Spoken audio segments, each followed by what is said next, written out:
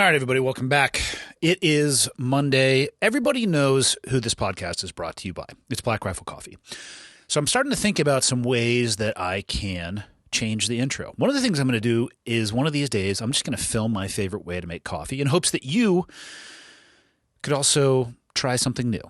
We are going to head to their website right now, and they have a rotating banner. But let's do this. One of the things is the spring collection. So I'm going to click on that. Let's see what pops up. A lot of cool shit does. It's their new sweatshirts and their new t-shirts. These coffee mugs, I have one of these grenade ones that I'm highlighting right now. I do want to get some of these diner ones. The metal ones, I don't do very good with that. I find that they don't fit well into cup holders. But let's kind of keep going here and see what else they have that pops up. They have some new hats. Ooh, I'm liking this company logo trucker hat. That's kind of my jam. Yeah. So that's their spring collection. Let's go back to the main page here just briefly and see if they have anything else that's new. That's the slider, light to dark, apparel, gear, coffee bundles, and the coffee samplers with the best sellers at the bottom. It's a cool brand. I'm stoked to be working with them, and I want to figure out a way to do a little bit of a deeper or richer intro to everybody who's a fan of the podcast. And we'll figure that out as we go. My guest today, Dustin Diefenderfer. Yes, that is a mouthful. Powerfully German. He's the founder of a company called MTNTOUGH, and I'm going to click on their website right now. It's the #1 fitness and mental toughness training for hunters. That's what it says on the website. I'm going to take it much beyond that, and I know that Dustin would agree. It's not specifically just for hunters. It's for athletes of any kind. I think for a long time, hunters probably didn't think of themselves as athletes. Much like people in the military, I don't think they did either. The app is not only great because of the breadth and depth and volume of things that it has, and shows, programs that you could follow, a community that you could be a part of. My favorite part about it is actually the fact that they focus on mental toughness. And I know that everybody listening to this has an example of someone in their life who's a physical specimen, male or female. They look like Adonis chiseled out of marble, and they're a bitch between the ears. Physical toughness is not hard. Mental toughness can be extremely difficult to achieve. Dustin, Montana, born and bred, kind of. We get into that at the beginning and kind of walk our way through the entire journey of where MTNTOUGH came from, how he got into it, where he came up with it, the whole 9 yards. So let me be quiet and let Dustin speak for himself. Episode number 328 with Dustin Diefenderfer. Enjoy. Okay, got the red smoke. Gun run, north or south, west of the smoke, west of the smoke. Okay, copy, west of the smoke. I'm looking at danger close now. Come on with it, baby, give it to me, I need it. You're cleared hot. Copy, cleared hot. Dustin, how do you say your last name? Diefenderfer. Diefenderfer. I was going to say Defenderfer. That's common. Diefenderfer. Diefenderfer. German. I was going to guess Nordic. It's like a German Black Village forest name. I'm going to guess that once or twice in your life, people have just murdered that name. Just butchered it, yeah. What's the most common mispronunciation of that? Defenderfer? That's actually, when you're a kid and you still had a landline at your house and telemarketers called all the time, you could always tell because they would ask for my mom. Her name was Renee. But then they would just freeze and panic. So they would be like, is Renee... They hadn't gotten that far in the call sheet yet. Yeah, they're like, I should have read that. They'd just lock up. That's when you just say, is Renee there? Yeah. They're generally not great at that job. I mean, you think they would just go with Renee. I mean, Stumpf is also a powerfully German last name. Not as powerful as Diefenderfer, but it gets murdered. Stumpffer? Stump is the most common one. It's like, all right. They just drop the F. Yeah. Or they want to spell it with an H on the end. Huh. And it's not phone book. Yeah. I understand the phonetic of why they potentially would want to do that, but it's nice to meet another fellow who has the same German issues with their last name. Yeah. I'm sorry. Yours are way worse than mine, though. Just German stubbornness. Yeah. How'd you end up in Montana? So I was born and raised I was born in Casper, Wyoming, but I lived there for like 6 months. You just lied. In Montana, I know. You know this. Yeah. If you're not a 17th generation, you're not local. Yeah. You just said you lived for your first 6 months in another state. You're a piece of shit out of town or ruining the state. Wyoming and Montana are on good terms, though. I'm just talking about how dogmatic some Montanans are.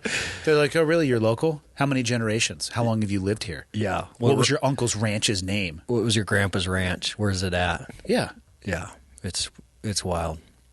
Has it always been like that? I mean, since you were kind of born and raised? I think it's changed a little bit just because more and more people are pushing out west. Unless they're coming from California. Then they're coming east. Then they're going east. Which is a lot of them, which is a major, major part. So you drove here today from Bozeman, right? Yep.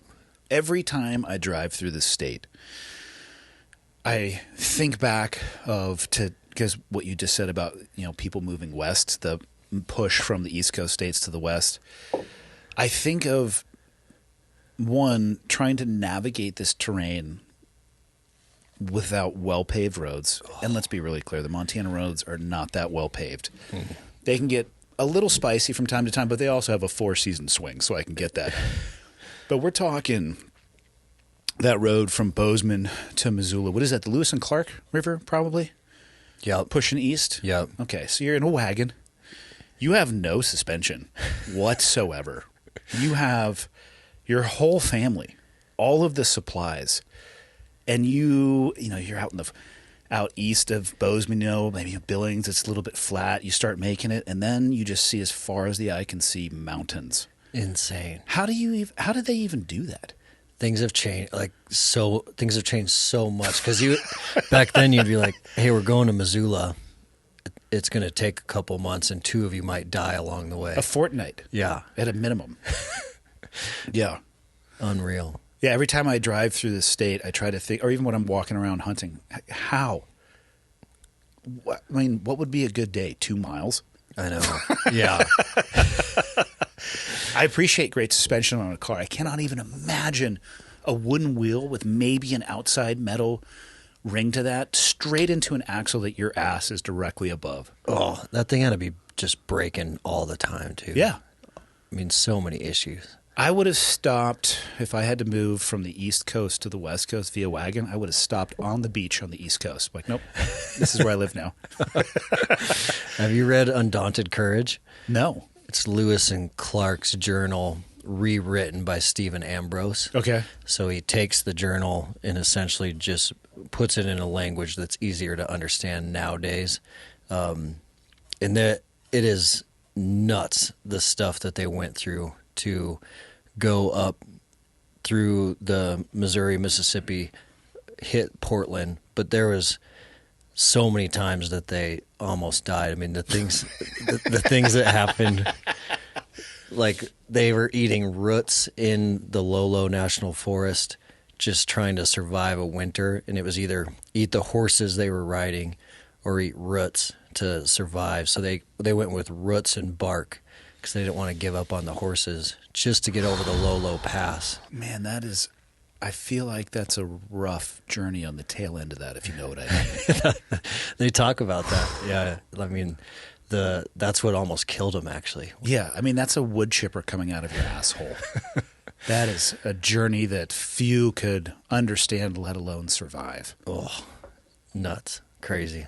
Yeah. I think it was maybe a harder person, but then I think the life expectancy was also in the 40s. Mm-hmm. So I don't know. Pros and cons. I think you would live a full life in that 40 years. Maybe we're better off now that it's... Actually, Michael, what is the current life expectancy in the U.S.? I'm going to guess 74.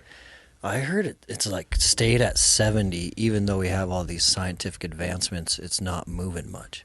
This says 77 as of 2020. Do you have a chart, actually? I'd be curious. Yeah.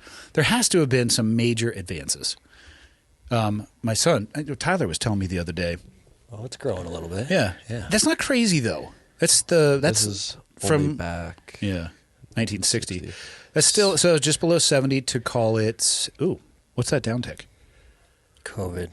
We're all going to die. Would it? No, not that many people died from COVID to make that much of a. That's got to be impact, did it? COVID. 2020. All right, so it's 1960 to basically what we can see 2020. It started just below 70, and it's a hair underneath. I'll call it 74, and just trended down. I'm going to call that 72 and a half. So 2.5 years and 60 years of scientific advancements. You know, one of the number one things they did to increase child mortality? What is it? They washed their hands. Doctors began washing their hands. We think we're so smart as humans.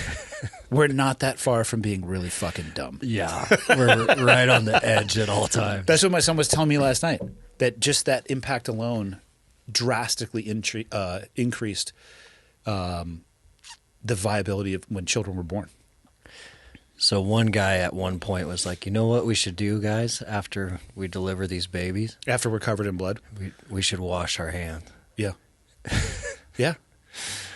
He was also telling me, and I don't know if this is true, maybe you can look this up, Michael, that the old school vaccinations, what they would do is when people had like blisters, they would slice some of that off and put it on somebody else's skin. That exposure to it. I may have been mishearing or misunderstanding the way that was recanted, but that was in the same conversation. It got a little off the rails last night. Yeah. Then we went deep into day trading, Michael, which Tyler is heavily involved in for a whole 2 weeks now. Yeah, he's been telling me all about it. Yeah, I can't get him to stop telling me about it. So from blisters to day trading. yeah, have you? Did you find any validity to that? If that's true, I'm trying to look it up. I'll if I find something, I'll let you know. I'm not liking the new nasal voice you have that you debuted today. Yeah, I mean, I'm sick, so. Do you have cough due to cold? I have what, cold? Do you have cough due to cold? Cough due to cold. I don't have a cough, no. Okay. Just a compaction of your sinal area. Yep. Yeah. If you could pick a time to live in, though, would you go now or like, hey, you have a slot in the Lewis and Clark canoe? I feel Absent, like, pull the family and all that stuff out of it. Like, it's just you as a younger man. And you kind of knew the outcome of both. Which one would you go with? I'd go back in time. I feel like I was born 100 years too late on most days. Even with the family, I feel that like Until you need a medical intervention, like I did when I survived my tummy ache. you would have been toast. I think we talked about this on the show I did with you. I think 100 years ago I'd have been maybe 150. I would have been toast. Even 100, depending on where you were at, though. That's very with that true. transportation. Well, let's be honest. Modern day, depending on where I was at when that happened, it might have been fatal too. Mm-hmm. Depending on if I could have even tolerated a flight with that change in pressure to get to a higher level of care. Yeah, if you were on a hunt or something. Or like in January of 2023, I was in Antarctica. Let me just tell you what they don't have there. Surgical suite that I'm aware of. I guess they could have taken me down to the South Pole station, but I don't think, man, let's just leave it. I'm glad I didn't have to find out. Yeah. No need to hypothesize. So you would time travel. I would time travel. I think the wild wilderness, open landscapes, the being outside all the time, manual physical labor, and just the adventure of it, I think is hard to replicate in today's age. Would you tell them about the things you had seen? You couldn't, right? You'd be like, we have these things in our pockets that are computers. They'd be like, this guy's nuts. I mean, you couldn't even describe what we have today. I feel like this has played itself out in the documentary Back to the Future of what happens when you go back in time like that. Hey, have you watched that movie, Michael? Oh, yeah, I've seen that. That's the first one he said yes to, I swear, in like a dozen podcasts. I mean, there are some things, probably too early to bet on the stock market, but I bet you could get a little bit ahead of the power curve. It would be hard not to game that system a little bit. It would be.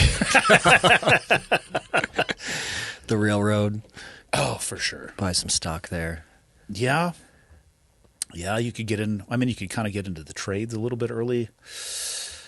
I don't know. I think I would go back too. With an asterisk. I would like an iPod probably or something to listen to some good music. I feel like the music back then sucked. Oh, yeah. Yeah. Yeah. There was not many options back then. No, not really. Probably just people just hammered on whiskey around a campfire with a banjo. Yeah. So I wonder, when you think about, were the people harder, tougher back then, or they just didn't know any better? Like if we were dropped into that environment. I mean, isn't that always the way? In 10 years, we're going to look back at what we're doing today and say we didn't know any better. Mm-hmm. How old are you? 41. So I got 5 years on you, but you probably remember the advent of the internet. Mm-hmm. 10 years before that, we would have never hypothesized that. 10 years past the advent of the internet, we look back and like, man, we were idiots. Yeah. I feel like that's always going to be the case. I wonder, though, if they were a more fulfilled person, a happier person. I tend to think they were. I mean, your world would be what you could physically see with your eyes. The horizon. Literally the horizon. Not an unbounded, where do you want to go? Bali, Tahiti, right? You could just kind of view the world through other people's lenses. That was your whole world. Yeah. And no knowledge of anything else that was happening until it got to you by pigeon. So you're more you have to be more content because you don't see all these other things that are calling for your attention. Well, your world is smaller, right? Like the world is still, obviously the same size from a circumference perspective, unless it's shrinking or growing that I'm not aware of that, which is totally possible. Or unless you think it's flat, we'll leave that for somebody else. Oh boy. Thanks for interrupting me, dickhead. We were talking, we were postulating. This is all I found. Okay. In Asia, practitioners developed the technique of variolation, the deliberate infection with smallpox. Dried smallpox scabs are blown into the nose of an individual. Oh my God, we're so dumb. Who then contracted a mild form of the disease. Scabs. Okay. The three of us in this room, I'm going to say we're pretty smart, right? I'll rephrase. Reasonable. We're reasonable. And again, I'm not a doctor. I'm not so sure they were a doctor either, but we'll just throw that out there. Can you fathom ever the three of us having a conversation where the idea that we land on is, Michael, pick that scab off. Let's grind it up. Dustin, I'm going to get a straw and blow it up your nose. Oh, scabs are nasty enough anyways. Now I'm going to just snort that thing. Let alone, so there's the iteration or the ideation process. Somebody has to be the first to cross the line. Mm-hmm. We're going to find things like that we're doing now, though, in 30 years. I honestly think that's every generation's issue. Again, 2 nights ago, I love murder shows on Netflix, like this series of a serial killer, and I don't know why I'm fascinated by them.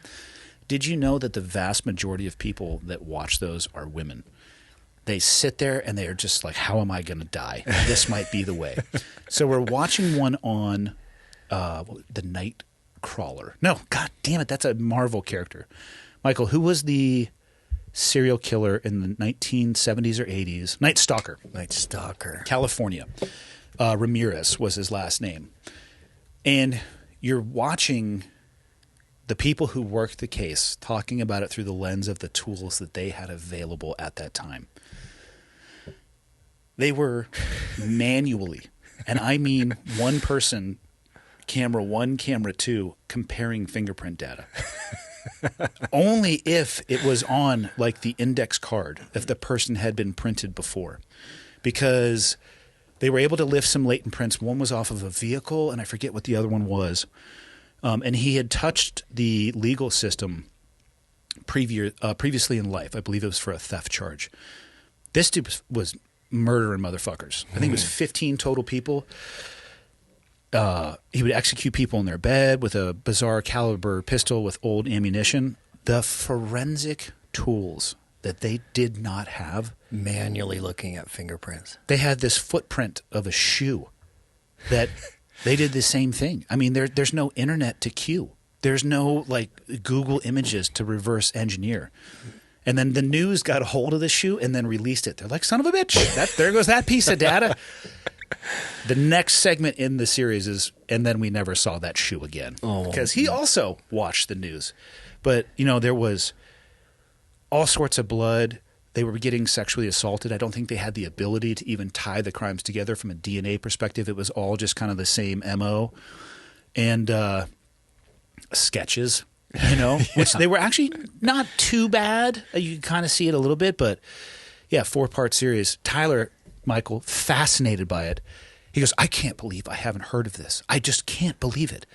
Like, you can't believe you didn't hear of a murder spree that happened 45 years before you were born?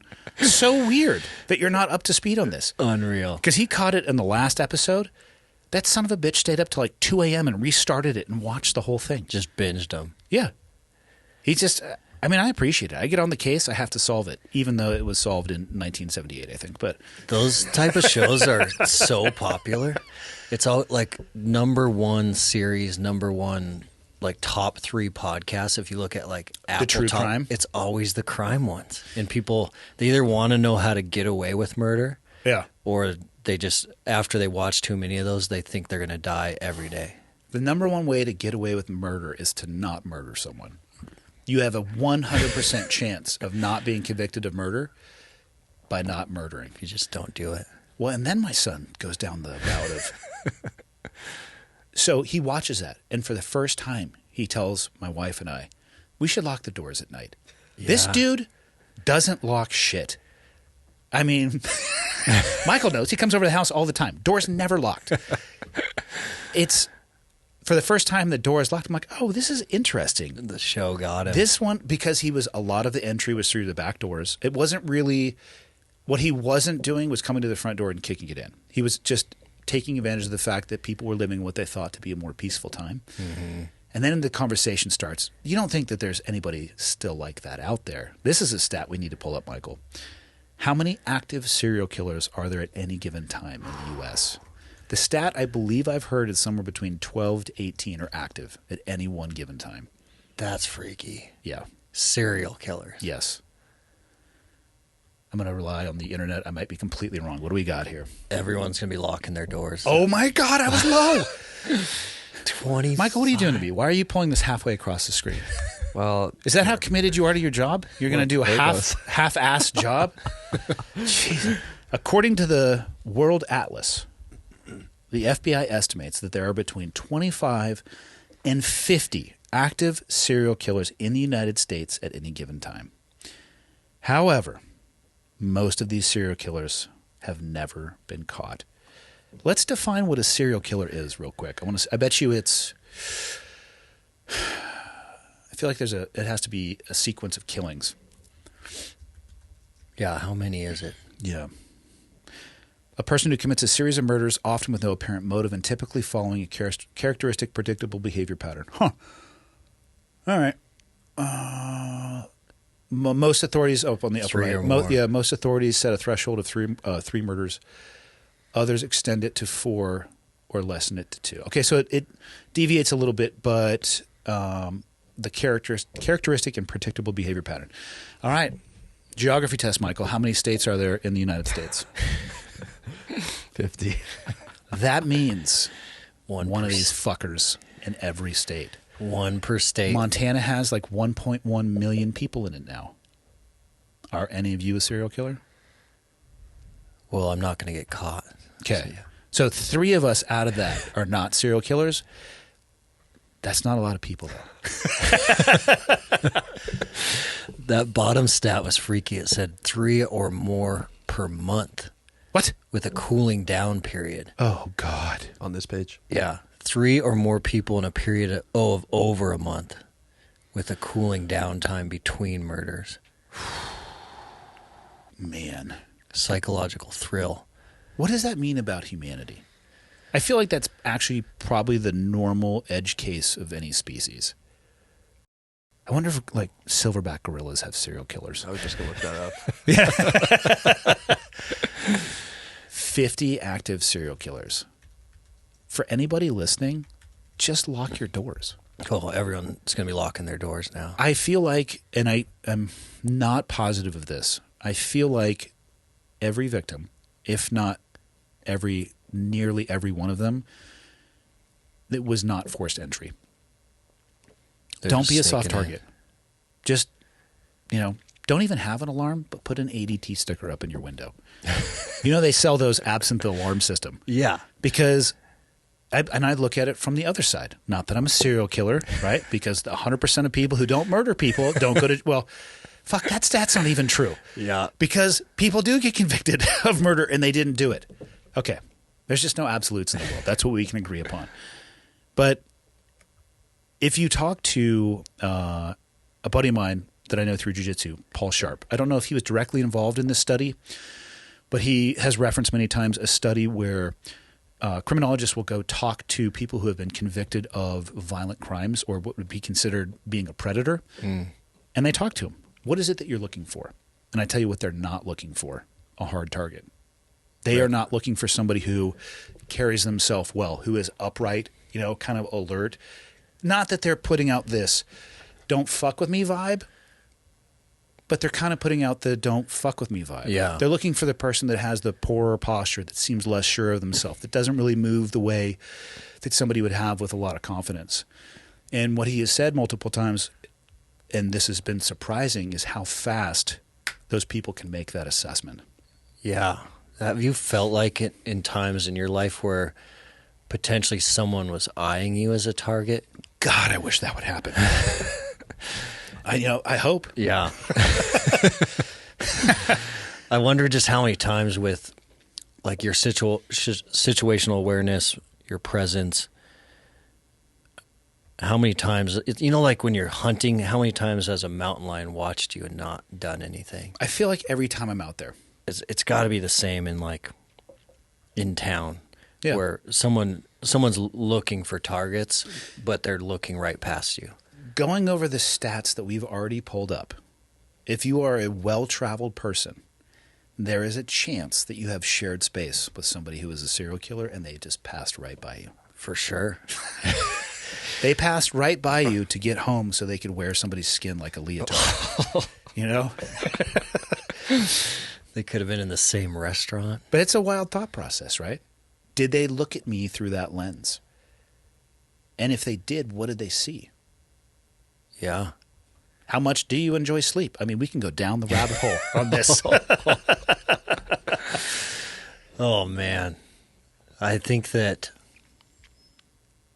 more than I thought, for sure. I thought that was higher than I thought too. Yeah.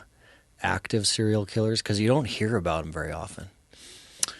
Well, who was the guy they just arrested on the East Coast? They caught him with a pizza box. And it was way, way, way in the past that he was killing people. I swear they pulled him out of a house. He had a family. He had a job. You know what I'm talking about, Michael? Did you hear about this at all? It was on the East Coast, and they just connected this guy through a fingerprint. Rex Huerman? Pull it up. Let me take a look. So you don't hear about it a lot. Yeah, this is him. Architect. So he in 2023, Rex Huerman. Yeah, Huerman. Yeah, that's correct. He's an architect from, Massapequa, Long Island.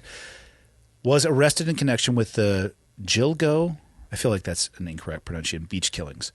They were a series of unsolved murders of women found along the New York Beach Highway. 3 counts of first-degree murder, all the way back to 2007. Crazy. So that just got solved. But I bet you the people living in that area in 2007 knew that those, you know what I mean? Yeah. So I think a lot of times, unless it really touches you from a geographic specificity point of view, that you don't hear about it that much. Mm-hmm. DNA from an energy drink can discarded by his daughter helped link him to the murders. See, it was not a pizza box. Sometimes I just make shit up. Those two things are not even closely related. But again, it's the energy drinks. To go back to the Night Stalker, you drink all the energy drinks you want to. Leave all the blood samples that you want to. You know? They didn't have the tech. No. This dude Oh, fuck. So he would kill everybody in the room, and then he would take a break and eat a snack out of the food in their fridge. They would find like half-eaten cantaloupes, and that's how the detectives started kind of piecing it together. Not only like the viciousness of the murder, then he started carving shit into the walls. But they'd go in there and they're like, there's a half-eaten cantaloupe and a dead lady. Or he used to also like to stand there in the living room and he would just jerk off on the carpet, Michael. I thought you would enjoy that. Just Jackson Pollocking everywhere, just like, fuck the fuck. Just So he would kill, snack, rack and jack, and then bail. In that order. You're welcome. Lock your fucking doors. Lock all doors and windows. With all that evidence behind, their forensic tools were so limited. I feel like in today's era, they may not have his shit in the system, but they'd be able to connect all of those things at least and hopefully do something with it. Mm-hmm. So, yeah, there's a lot of good things from the tech for sure. Lock your doors. Get the ADT stickers. Why not? Trim your hedges back. Have a light on outside your house. The difference in a house, again, going back to the study of people who are looking at things from the perspective of a target, a lit house, which is well maintained on the outside, doesn't really present the ability for somebody to move with any concealment to approach the house versus 3 doors down, totally darked out, disheveled yard, trees and bushes. Which one are you going to pick? Yeah. Yeah. It's not rocket surgery. Crazy. It is crazy. Man. I don't know how we got where we are right now, Dustin. That's been my last 24 hours on Netflix. We just had that conversation about all these shows in the shop. Like 2 days ago, we were talking about all the murder mysteries. And Sarah, our head trainer, is super into them. What did I tell you? The number one demographic is women. Yeah. And then Nate, our content director, is like, my wife, she's obsessed with these shows. And some statistics are true. And it is wild how, because Sarah is so into them, how everything freaks her out. She thinks she's going to get murdered every day, which is it's probably better to lean on that side than the other side. What you consume informs your perspective on the world. I think it can be taken too far. Mm-hmm. I think for the most part, most people are not serial killers or anywhere near that. I don't think they are trying to hurt other people. But that doesn't mean you should ignore the statistical, even though it's unlikely probability that may happen to you. Stay sharp. And train your ass off. Mm-hmm. And if you never have to use it, that's awesome. Because you're still going to be a badass. Yeah. Unless you're doing Aikido.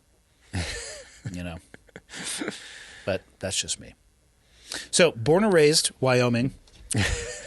Where'd you land in Montana first? So, Billings, Montana. Eastern Montana. Flat as fuck. I loved it, though. Billings it's very much more blue collar than Bozeman. Mm-hmm. And is it oil and gas out there? Oil and gas. There's a couple refineries there. You can smell them, actually, when you pass through. Yeah. There's 3 refineries in Billings, so lots of fumes going into the air. But I didn't, as a kid, you didn't know any better about where else you should be living. And Billings offered so much diversity in terms of the hunting and fishing that I was super into.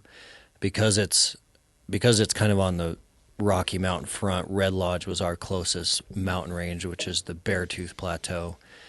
You get all the backcountry that you would get in western Montana with the Beartooth Plateau, but you get extreme diversity of like world-class hunting and fishing because you get amazing bird hunting, waterfowl, upland, and then you get whitetail, and then we have all the eastern Montana elk, which are different than the western, like deep forest elk that like bugle all the time, but there's just big bulls out in the prairie running around. Really? Yeah. Just out in the open? Some of the biggest bulls in the state are just out in the brush country of eastern Montana. I feel like that would be challenging. Yeah, a lot of spot and stock.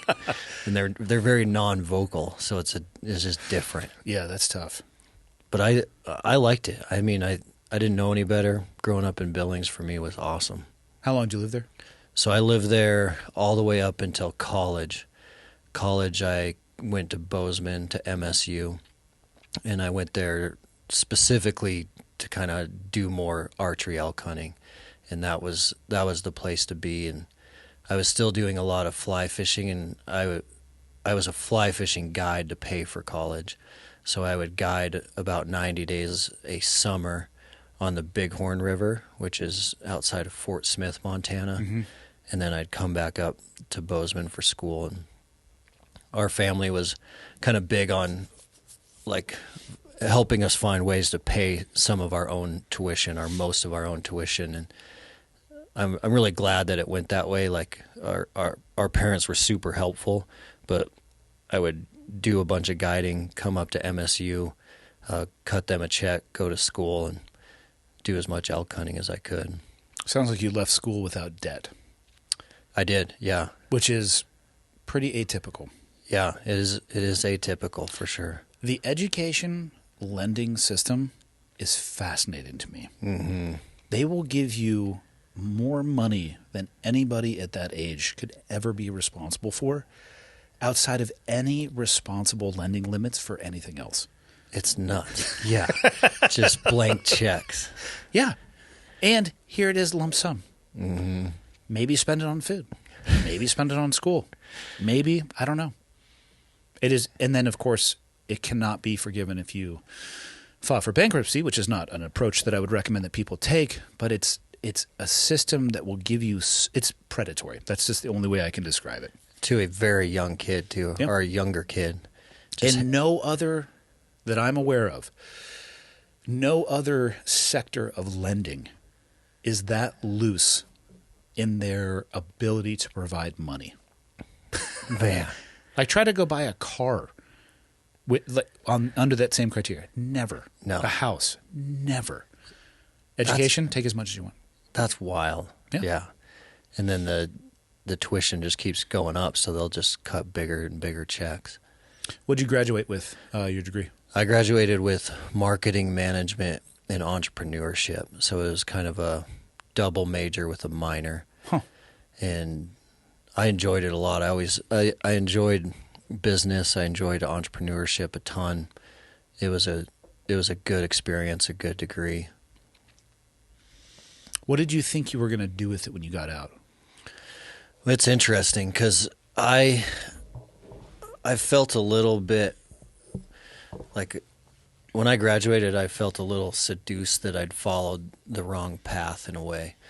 So the world is kind of always telling you these things from these different points of view, whether it's your family, friends, society, or like what you're into and watching. And there's even now, I think it's gotten better now, but even now there's a big part of the world telling youth to go to college, get a degree, get a good job. And that's kind of what I did, and graduated, landed a phenomenal job in Bozeman at the time. In Bozeman, at that time, that was 2006-ish, there wasn't a lot of great jobs in Bozeman yet. It was still very much a Western town, and it was still very much a town where kids left after graduation and they worked somewhere else for a while and then tried to find a way to come back.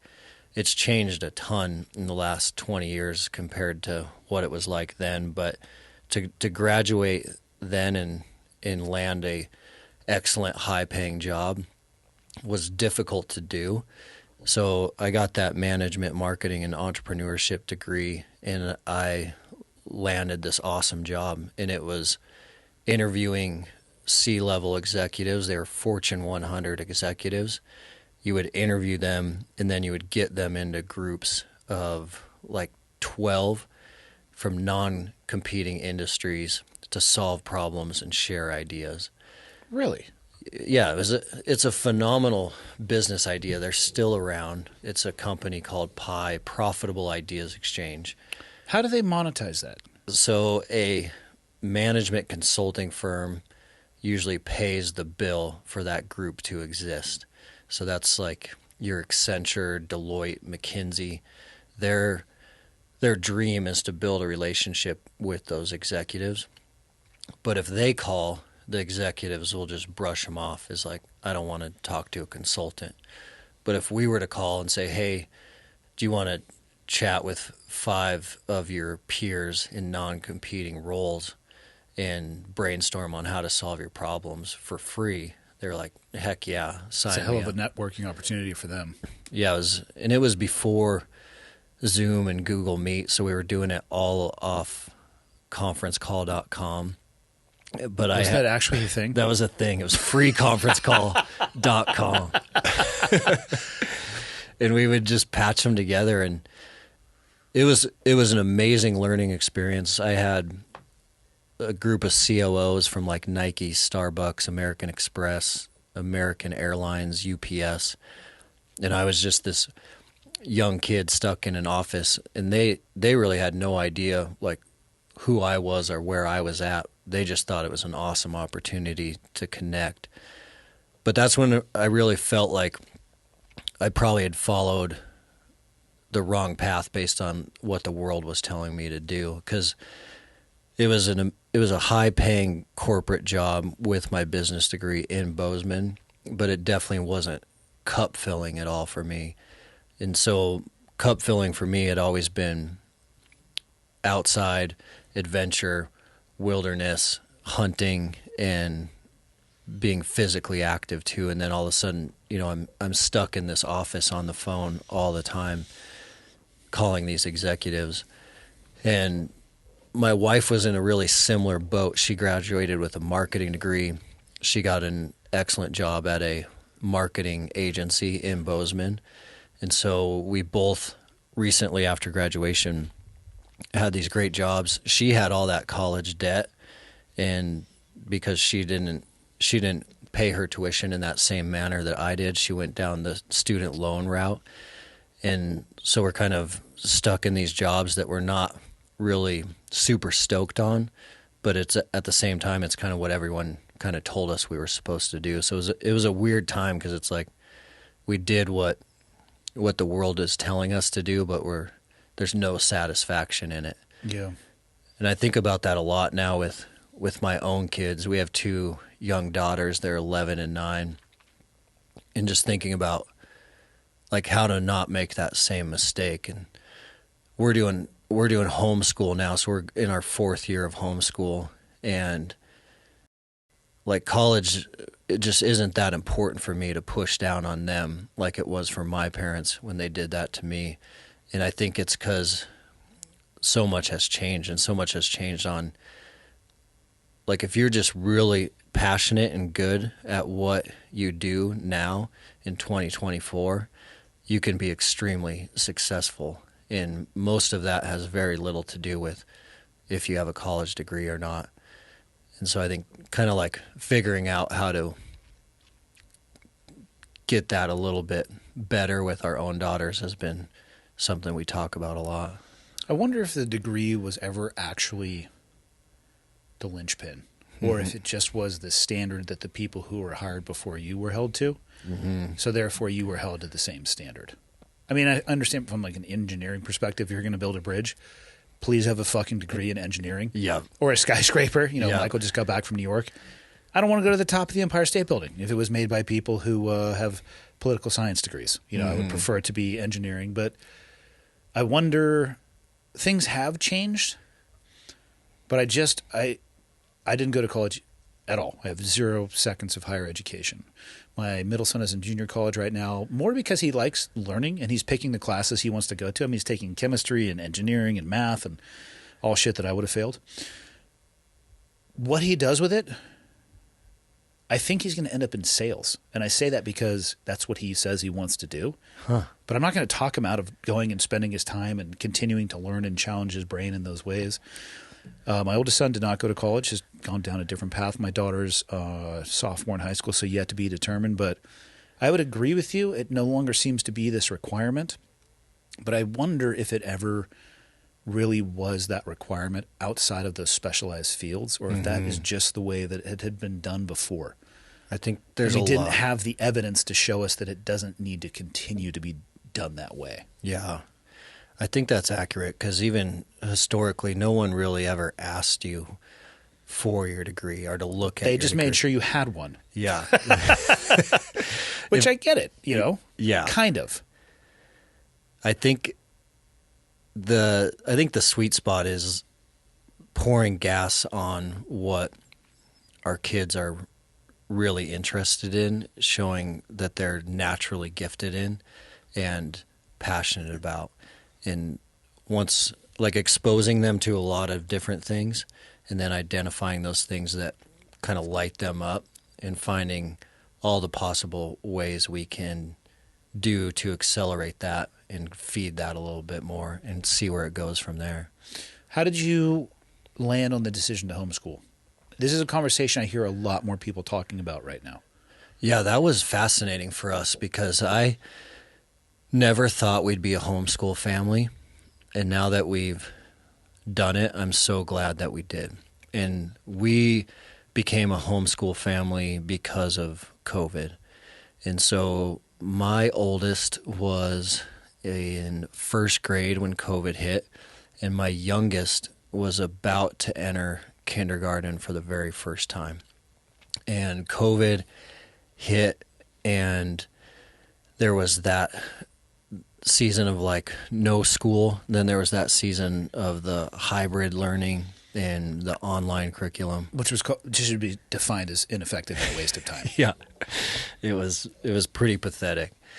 But really, what got me was the mask thing with my daughter going to kindergarten. For me personally, it was that's kind of where I drew that line in the sand. I was like, I'm not sending like my precious little 6-year-old girl to kindergarten for the very first time in a mask. I just couldn't do it. And we never really thought about homeschool up until that moment. And I even had a lot of the negative stereotypes kind of in my mind around homeschool kids being socially awkward, and homeschool kids in my previous experience from growing up were a lot of them that I knew as a kid kind of met that stereotype. So I wasn't really stoked on the idea necessarily at first, but things got so weird during COVID that's when we pulled the trigger on it. And it's been awesome. I think I'm extremely blessed from the fact that my wife really enjoys it, and she is really passionate about it. And we definitely, went through a honeymoon phase at first, where at first it was awesome, and then there was a season where it was really, really hard. First, when it began, it was awesome, and then it was not. Then there was Which is the way of all things. Yeah. Or not even that it's not awesome. The reality just sets in. Mm-hmm. Yeah. Anything new you can expect to be awesome, especially if you're passionate about it and it's the first time. And you're like, this is amazing. There's a reason why they call things the honeymoon phase. Yeah. It's pretty real. Yeah. We hit that for sure with some emotional breakdowns at home. What was the issue around the mask? Was it because they were telling you that it had to be worn? Do you think that it was a charade? Like, what was it about particular? And I don't believe there's a right or wrong answer to this, because I'm fascinated by people. The mask is for a lot of people a go, no go. Yeah. I think for me, it was, I did feel a little of the charade thing, but I think the thing that was heaviest on my mind was for my daughter, that was going to be her first season of interacting with this new group of friends, her kindergarten class. And I didn't want her to go through that experience under this veil of conformity with, like, you can't see what people are saying, you can't read their face, you can't read their facial language. And I thought that, in my perspective, that would have more negative impacts on her than positive with her social skills later in life, her thought process on engaging with people later in life. I thought that was going to have more negative than positive than getting her in that school. I think the data actually supports that too. What it certainly supports is that the no school followed by virtual school was not awesome for the educational system, for our children, for the teachers. The teachers weren't prepared for it either. I mean, it's hard to hold their feet to the fire on that because not necessarily exactly overnight, but pretty damn close to overnight. They said, okay, this is how you teach now. You've never done this before, and school starts on Monday. Yeah. So I can't hold their feet too much to the fire. I think looking back at it, it's tough to objectively say it served the needs of our kids. Mm-hmm. It remains to be seen the impact it'll have on their life, because I watch my children teach themselves. They already know more than I did leaving high school. Yeah. Because they can go into the computer, and specifically YouTube seems to be where a lot of the information is gathered, and they just type in, how do you fill in the blank? Yeah. My son, who's 18 and out of his fucking mind, is trying to teach himself to day trade from YouTube. Yeah. Do not ask him about it. I'm not going to even introduce you to him, because if I did, you would not get home tonight. Because he's going to try to talk to you about the resistance in the stock that he found in this NVIDIA ancillary system, and there's going to be, I'm just sitting there, I'm trying to go to bed. I'm like, Tyler, get the fuck out of my room. I don't want to hear any more about this. At the same time, it's amazing. It's amazing. He never learned it in school. Yeah. He has a whiteboard up in his room that could have been used as a prop in the movie A Perfect Mind, with just plans and stuff and just squiggly lines. I'll go in there once a week, and he'll have a business plan up there for a business he has. He's just ideating on businesses. He'll erase it. That's cool, though. Day trading. Like, dude, this week he's like, I'm gonna dominate YouTube, I think is what I'm gonna do. I'm gonna start doing content. He's in there analyzing and figuring out how to make shorts and all of this stuff that I kind of know how to do it, but in the course of an afternoon, he is orders of magnitude beyond my understanding of it, because he is self-seeking that knowledge. Mm-hmm. So I don't think he is the only one in that generation doing that. So even though that time period I really don't think served our educational system well from top to bottom, I think they're going to be okay. Yeah. Because god damn, they can figure some stuff out. That's awesome. And I think that that's the key to success. Our content director, he's been with Mountain Tough since day one. His name is Nate, but he's the same way. And he's 10 years younger than me. But he got a mechanical engineering degree, and he did awesome at it. Decided mechanical engineering really wasn't for him. Started self-teaching himself videography and photography. And that's when I found him in 2016 and hired him for Mountain Tough. But he can, with that same skill set, he can literally teach himself anything. And a lot of it is off of YouTube. But he taught himself everything he's doing to be the Mountain Tough content director. He self-taught himself. There's been times where he wanted to use FPV drones for Mountain Tough stuff. That's where you fly the drone with the goggles. Yeah. Instead of just going and buying one, he built it from the ground up. And then that's taking it a little too far. But that's how he is wired. He's like, if I'm going to do this, I deeply appreciate it. Yeah. He's like, well, I know I'm going to wreck it, so I need to know how to put it back together. So I'm going to teach myself it from the ground up. And that's a skill where I think that skill is what our kids need, because you can do anything if you're willing to dig in and learn anything to be successful. Oh, yeah. They're going to put us to shame. Yeah. My 18-year-old is going to be okay. I don't know what he's going to be okay at, but he is going to be just fine. Yeah. I have my worries, though. So when he teaches himself, he bought these blue light glasses that look like these tortoise shell. And so he turns all the lights off in his room, sits in front of his computer. I don't know where he found this keyboard, but it is designed to have bigger keys. And it sounds like there's a giant just smashing the key. And so at night, all I hear is and then at market open, because of course he's tracking all of the stock trades that he put in. He's awake. And I go in there and I'll open the door And he just pushes back from his seat and just turns around with his nerdy glasses on. Can I help you? Like, I don't know what's going on in here, but you do you. It's amazing. Yeah, you're going to be all right. I couldn't have done any of that shit when I was 18. I could barely eat meals. I was a wreck at 18. Yeah. I would be lucky to remember to eat. Yeah. Like my paycheck was $1,400. I have 72 hours to spend that. I'm. What about social skills and physical toughness? He trains jiu-jitsu. He likes to describe it as a 4th degree white belt, which is not a thing. And his belt is currently hanging from the ceiling of the gym because he left it at class the last time we were there. I mean, Michael, would you describe Tyler as social? Yeah. Yeah, he could talk the fabric off of these curtains. Pete from Origin was just in town today. We went out to dinner last night, and Tyler's just grilling him. He's like, yes, oh, God, it was hilarious.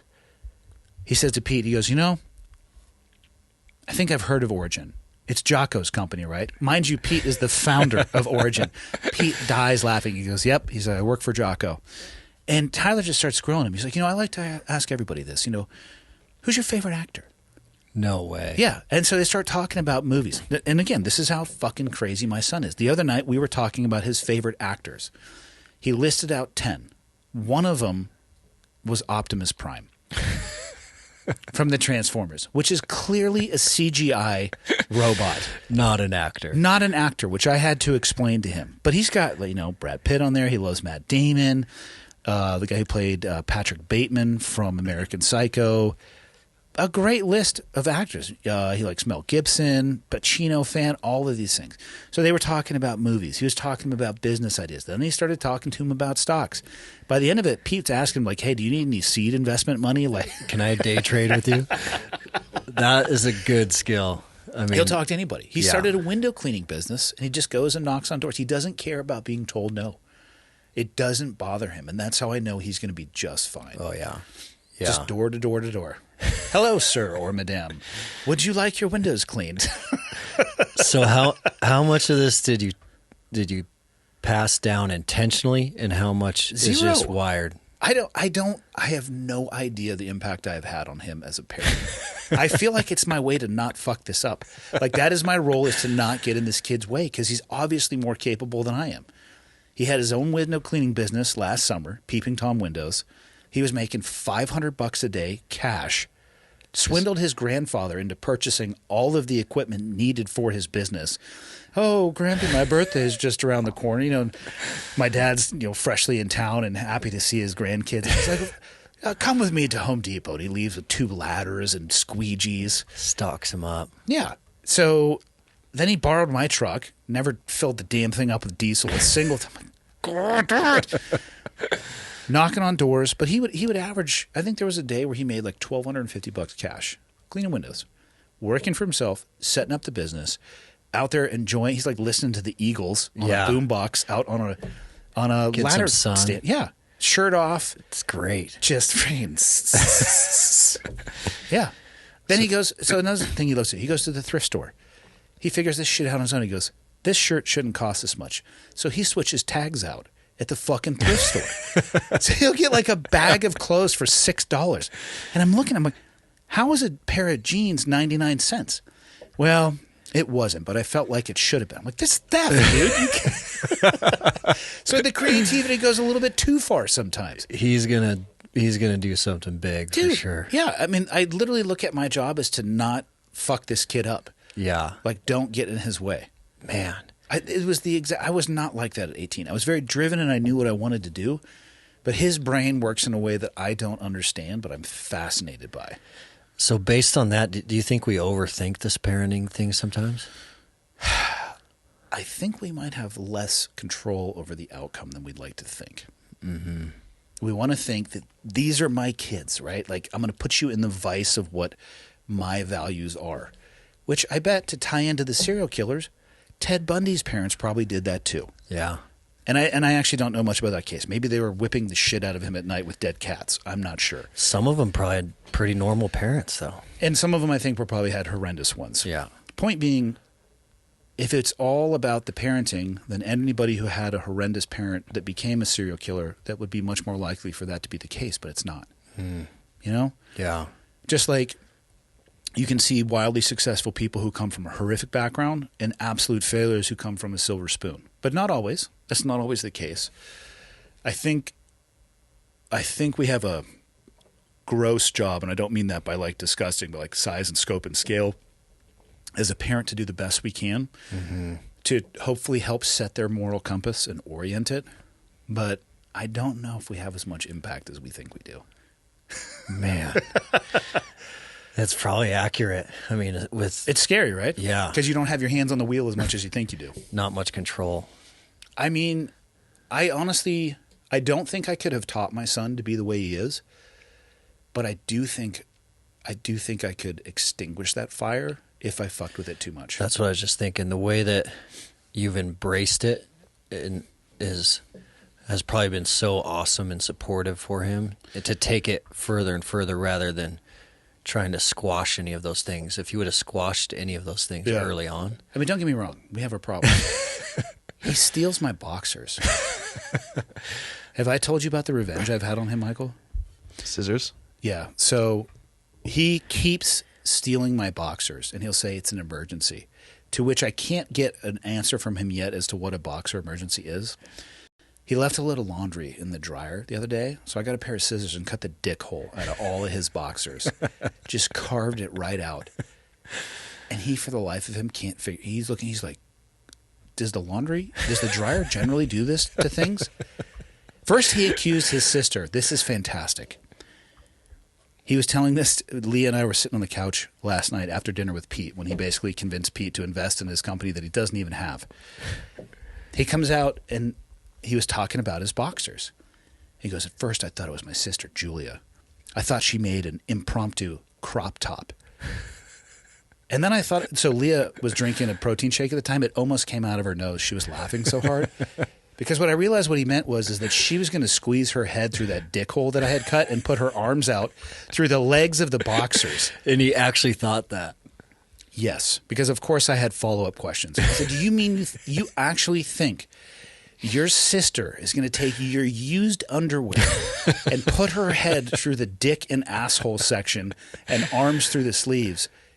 To which he, with a stone-cold face, said, yeah. Man.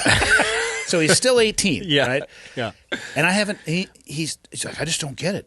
And of course I'm fucking like, did you have your keys in the laundry with you and you washed it? You know, sometimes it's like a high abrade. He's like, to me, it looks like scissors. And I accused Julia and she laughed. It's very suspicious. And he hasn't accused me yet. And Leah, my wife, is fucking dying laughing. Oh, man. Yeah. So you have to, there's, he's amazing at some things and he's just a kid at others. We're all just human. Yeah. I'm a character in his story. Yeah. It's basically what I think it has come down to. I mean, he plays like online chess with Michael. Yeah. And then he went and did a Christmas light hanging business in the wintertime. I'm like, kid. That's awesome. Just, dude, the world is your oyster. Go get it. Yeah. That's awesome. You just never know. Yeah. And maybe he'll be 10 buddy. I don't know. Hopefully not. Hopefully no one we know is one of these 50 active serial killers. Would you know? You would know. You know. You would just find out someday. Looking at that Richard Ramirez guy, he was pretty fucked up. That guy was a little bit crazy. What's the dude who carved the swastika in his head? He was a California guy too. Once Upon a Time in L.A. was Manson. Oh, Marilyn Manson. That's a singer. But different Manson. Yeah. What the hell was his first name though? The Manson. Charles Manson. Yeah, Marilyn Manson. Do you actually know who Marilyn Manson is? Yeah. Yeah, because you just typed it into Google. Yeah. He could have been a serial killer. Yeah, you don't need to pull that image up because I have seen it, and so has yeah. Dustin, but you should educate yourself to the difference between Marilyn Manson and Charles Manson. Yeah, I definitely thought they were the same person for a second. Yeah. Well, Marilyn could have been a serial killer. Still could be, that never got caught. He's a touch off for sure. A lot of that I think is theater though. Yeah. But Charles Manson, I think that one you might have had some indications he was a little bit off his rocker. Yeah, with Just the whole nine, you know.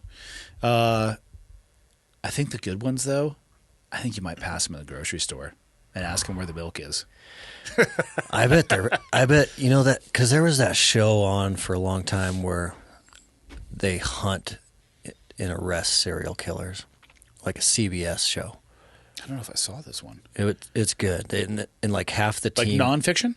Yeah, no fiction. Okay, And like, so it's a made up show. Yeah, it's kind of like the NCIS type vibe, like Okay. a SWAT NCIS type CBS show, and half the team is cops, and then half the team is cops, but also psychologists, and they look across the whole country and track these guys down and hunt them, and that's probably I like it. pretty fun. Pretty fun, or you'll never sleep normally again. Yeah, you'd get into all the details. The detectives who were working that night stalker case, I don't know. They all had families too. You know, we're just talking about people. They have a really abnormal job. They're not doing investigations on birthday parties that went the way that they're supposed to. Mm-hmm. You know, anniversaries and celebrations and all that stuff. It seems to be quite heavy. Yeah, It's got to leave a mark on you for sure. Tough to at least separate what you had just done, looking at a horrible murder and crime scene that involves sexual assault, to go home to your 15-minute car ride in LA to wherever your family is with young kids. yeah. I don't think I could do that. It's similar with all the folks now that are chasing child traffickers. The ICAC crew, Internet Crimes Against Children. The intel guys on that side, I mean, I don't know how you do it. I've heard they have some software that helps a little bit. It shields the investigators to a degree. You're still swimming in that pool, and I think at some point your fingers get a little pruny. You know, it starts to seep in. I could not do that job for the sole reason that if I ever got into a room with one of those people, I would also be in prison. Yeah. I actually don't think I would be able to stop myself from doing something about that. Yeah, that would be it. The people that are doing that, I don't know how they do it. I mean, I think kicking down the door and grabbing one of those guys, but on the intel side, I don't know how they're doing that. Yeah, I don't either. We're down some deep rabbit holes. Yeah. We are down some deep rabbit holes. God, that's what I love about having a podcast. So you can talk about whatever the fuck you want to. It's amazing. Yeah. These are all things that need to be talked about. Yeah. I'm not so sure how much, but they should be out there. They should be out there. When did you get the idea for Mountain Tough? So Mountain Tough, we'll go back to I graduated now. I'm working for that corporate America job. Did you ever get to listen in on the calls that they would do? We did, yeah. It was you had awesome. to have been able to glean some awesome business insights from that. Yeah, we were on the calls, helped facilitate the calls. It was excellent learning opportunity, for sure. It was big. I mean, those were some of the biggest executives in the country at the time, leading huge organizations. You would kill to get all those people into one room. Although virtually, you still have all of those minds looking at it from a different level of experience, trying to solve those problems. Yeah. It was huge. You want to talk about an education you didn't have to pay for. Yeah, yeah, for sure. So what happened then was, because we were a little dissatisfied with our career choices, myself and my wife at the same time, in a little more detail there, we were really into running, marathon running and ultra running at that time. And I was also a gym rat. When I got to Bozeman, I started hitting the gym hard, but I was specifically training for the backcountry because I was still doing so much archery elk hunting. So I was doing a lot of training, a lot of lifting. When I met my wife, she was a passionate runner. I hated running. She loved to run. And so that took us down a road of running a lot of marathons, and we went really deep into that road. one year we ran 12 marathons in a year, one per month for each month. And then that led us into doing the ultras in Montana, which were a lot of 50Ks in the mountains. Would you run with her, or you guys just entered and finished when you finished? We would enter and finish when we finished. And sometimes I would win and sometimes she would win, just depending on the race and the situation. So these things had kind of been, these foundational principles for Mountain Tough had been building for some time. So I had the foundational principle of elk hunting and doing a lot of time in the backcountry, and then I had the experience with doing some specific training, weightlifting, and programming for the backcountry and the gym, and then the running and the ultra marathon season of our life. But what ended up happening is, because we were pretty dissatisfied with those jobs and we didn't have any kids at the time and life was fairly simple, we had both... I think you mean better. Better. Let's just tell the truth between you and I. Oh, those were good days for sure. We actually quit our jobs together and we went and worked in Africa for a while. So we started in Ethiopia and then we wound up in Uganda. And in Uganda, we worked for a campus of 240 kids that was focused on teaching those kids entrepreneurship. So what had happened is we found a Bozeman guy that had been doing work in Uganda since 2001, and it was all related to Joseph Kony coming through Uganda. So Joseph Kony is an infamous warlord that is portrayed in movies sometimes because he was well known for using child soldiers in most of what he was up to. And he was the leader of the Lord's Resistance Army, and he came through Uganda and killed like 600,000, mostly with these like child soldier armies. And so a Bozeman guy went over there to help, and then when we decided that's where we were headed, we linked up with him. And he had been doing it for a while, and he would rescue kids, and then he would get like a rescue shelter up and running, and then he would hand it off to local Ugandans to maintain it and keep it running. And every time he did that, it would fall apart and crumble. So he'd check on it a year later, and it would be gone, or all the resources would be destroyed. And so after doing that for about 10 years, he decided he was going to build a full kind of like top to bottom campus to try in some way to build future leaders of Uganda. So the campus we worked at had 240 kids, but there was a primary school, a secondary school. We had a church. We had our full kitchen operation. And then a big part of it was the micro businesses, because his theory was that the kids shouldn't be stuck in this orphanage welfare system their entire lives. They have to know how to get out of this, and they have to know how to, in some way, start transforming Uganda on their own. And so it was kind of like an entrepreneurship center / orphanage, and about 80% of the kids there were orphans because of the LRA, the Lord's Resistance Army. But then about 20 or 15% of the kids had actually been child soldiers themselves and had been rescued. And the micro businesses were really cool. It was like a tilapia pond, so we dug a pond and then sold tilapia. We built a big chicken operation where we had an egg business coming out of the chicken operation. There was a dairy cow side where we sold milk, and then there was a pineapple grove where we were raising and selling pineapples. So it scratched kind of all my itches in terms of life satisfaction. We were outside all day. It was physical, manual labor.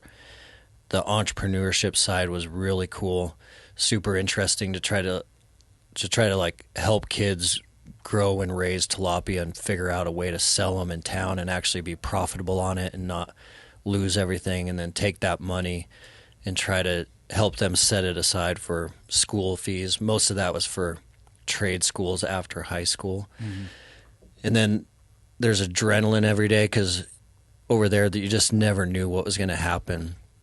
We were relatively in a safe spot by then, but just Africa, there's just something weird is going to go down every day that you got to problem solve around.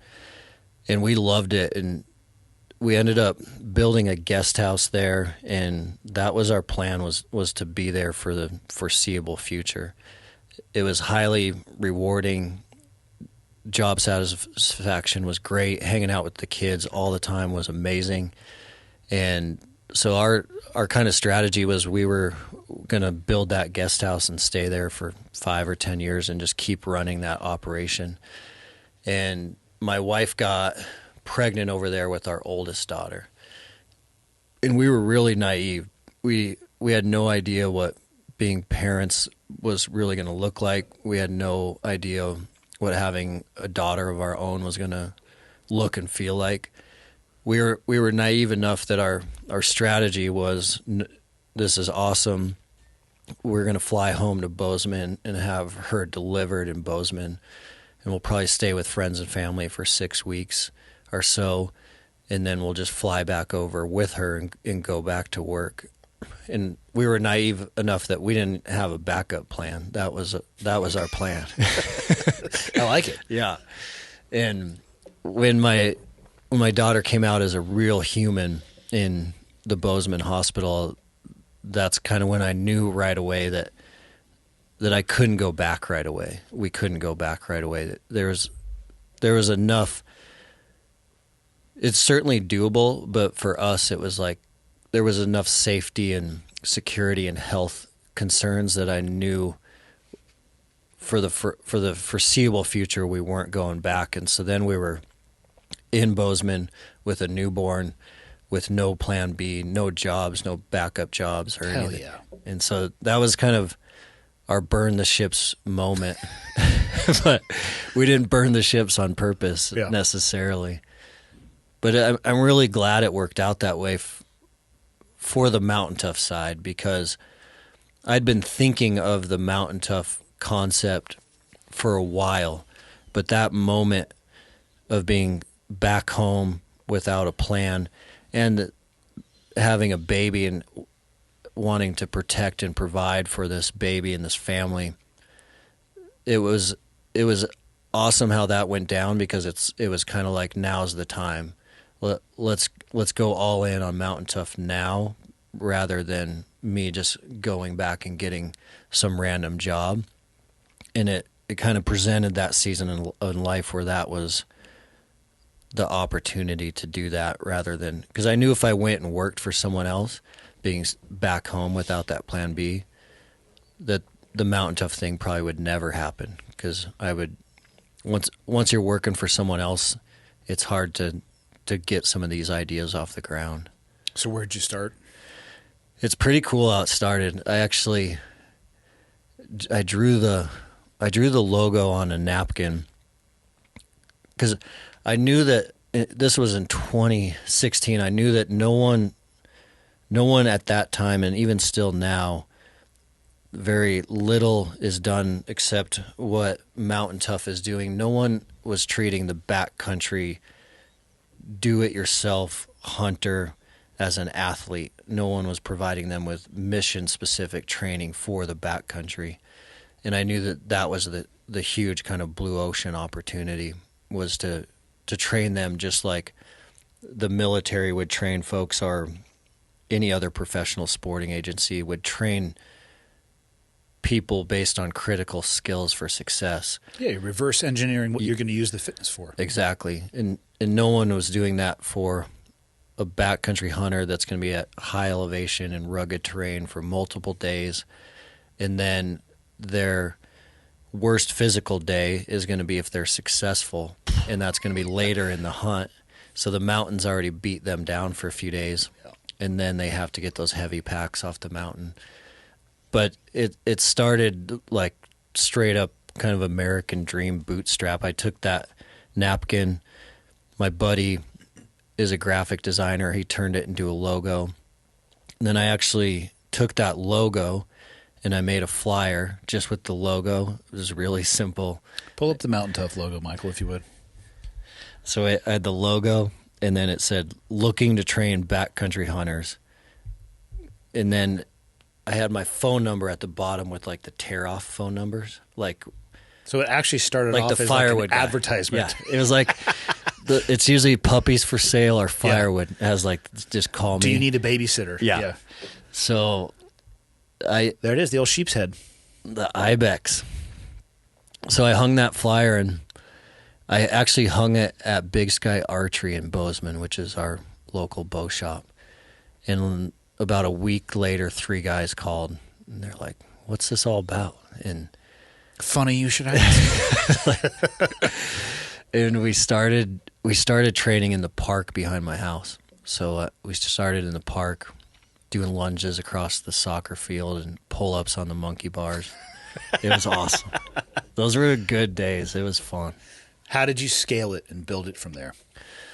Well, it's pretty cool because I think because of the entrepreneurship degree, and I dabbled in starting some other companies. I started a fly fishing report website, so you could get like a report on any Montana river. Like, this is where the fish are at? It was like, this is what the fish are biting on. I feel like there are some Montanans out there that want to open-handed slap you. That's why it didn't For that work. concept, yeah. That's why it crashed and burned. But then I also, with a buddy, we started a Montana mobile wild game processing company in college, and it was awesome. Mobile wild. Okay.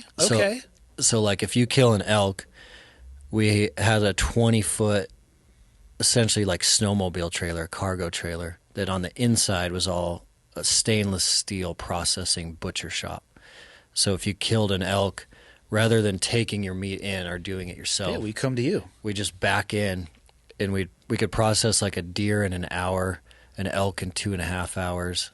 You would have like chorizo in your freezer 2.5 hours later from your elk, and then we'd drive off to the next house. Whoa.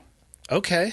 And it was cool. It was an awesome business. The customers loved it so much because if your elk's hanging in your garage and a mobile butcher shop pulls up, and then 2 hours later your meat's in your freezer, that's a lot different than taking it into a processor and maybe seeing your same meat back 6 weeks later.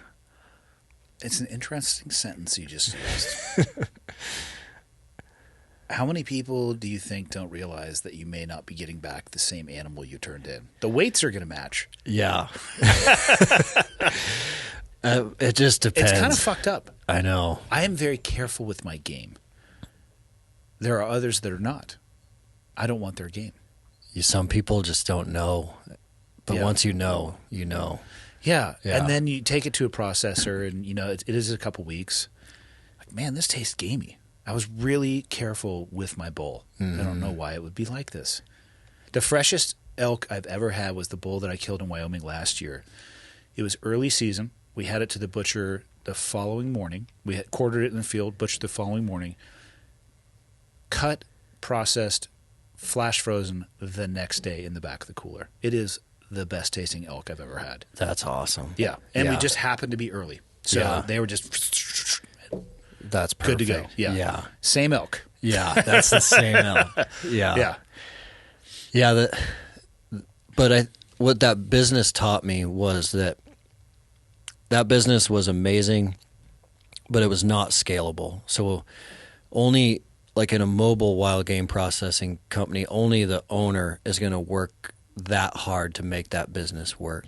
Yeah. And so ultimately we ended up selling it. It got sold because you just couldn't scale that business. It's also a very narrow operating window. Yep. For true peak sales. Yeah, you have hunting season, you can't hunt, all you're doing is processing. Mm-hmm. But it did teach me that big lesson of having something you could scale.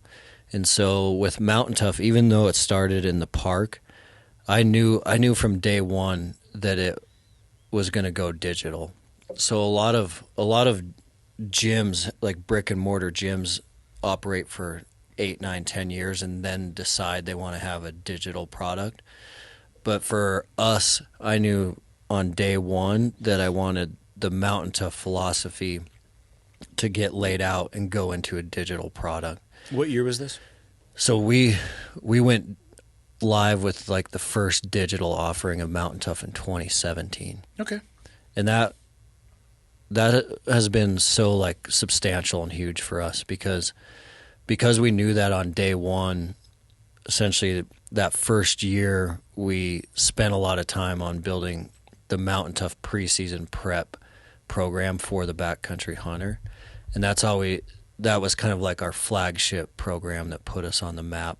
And that essentially is saying if you're going to hunt Colorado elk or Alaska sheep, this is the 16-week program that we're going to train you on step by step, day by day to make sure you thrive in the backcountry.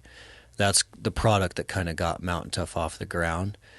And we put that online in 2017, which really, it was kind of like the market was sitting there waiting for a product like that to exist, which was really cool because like as a young entrepreneur, you don't know if anyone's going to buy this thing or if it's going to flop, but it has always felt like the market was waiting for it. And I think enough guys had been in the backcountry and got crushed, and there's a lot of people like in the East or the Midwest that are intimidated by the backcountry, and they should be for clarity if they're not going to take the time to prepare. For sure. The Mother Nature doesn't give a shit, and it will eat your lunch. For sure. But no one until kind of that moment basically said like, here's a step-by-step plan. Yeah. And so we put it on, back in that day, it was like on a Mountain Tough website. It's all an app now, but it just kind of took off from there. How did you scale it? So it scaled out after going on that first website. What we noticed was most of our community dove into that preseason program, and then we started scaling it in a couple different ways. Basically, looking at it now in 2024, it's super interesting because people now train differently than ever before, and COVID poured some gas on that. But it was always kind of happening, but COVID really exposed it. And so through COVID, about 70% of people started training at home and left their gym. And then probably not by choice too. Not by choice. Yeah. So the gyms got shut down, they all came home, and now they are putting stuff in their basement and their garage. They're building all these little home gyms, and they're training on minimal gear because they're not bringing a lot of the machines or the full gear into their garage gyms. And then a lot of people realized that they actually prefer that, and they started liking it more than going to like a big local gym. They like the schedule. They don't have to kill as much time in the truck and burn gas. It's more convenient. Maybe their kids are upstairs, and so the concept like stayed around to stick. So really how Mountain Tough has scaled is we've always definitely focused on that backcountry hunter and military athlete, but we realize that the market is definitely segmented out in between beginners, intermediates, and elites. So everyone is at these different fitness levels. And in those early days, we kind of only had an elite level product. So we've really scaled in the recent years over making sure we're taking care of anyone regardless of their fitness level. but we're making sure, like, if they're a beginner, we're going to get them to intermediate, and if they're an intermediate, we're going to get them to elite. Mm-hmm. But then also through that COVID shift of how and when and where people train, the big thing that's allowed us to scale is programming regardless of what kind of equipment they have. So the minimal gear, body weight, kettlebell, sandbag training has really allowed us to scale in addition to regardless of where their fitness level is at. What's the biggest mistake you've made since you started? Oh, man. Entrepreneurship is hard. I think...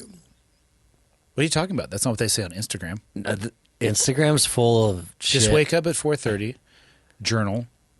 No, first meditate. No, journal, then meditate. Cold plunge, then sauna. Journal, post about that, go to bed.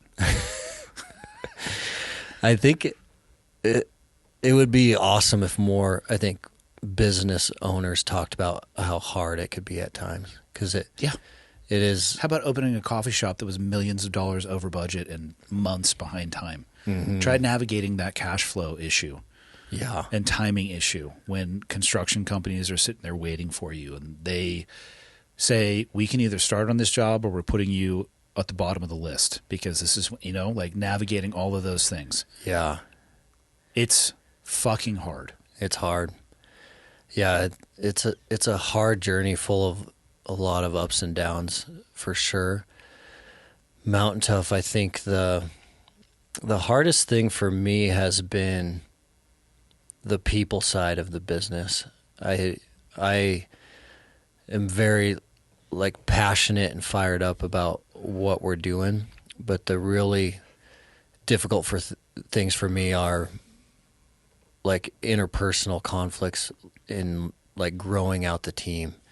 I think that is a special skill set for sure that some people are extremely talented at, and as a founder, I think that those have been the hardest things for sure that I've gone through. Have you had to fire people? Yep. Yeah, we've definitely had a... It's fun, right? It's brutal. Yeah? Yeah, it's brutal. Do you think the person getting fired realizes that? Maybe not in the moment. It's tough to let people go.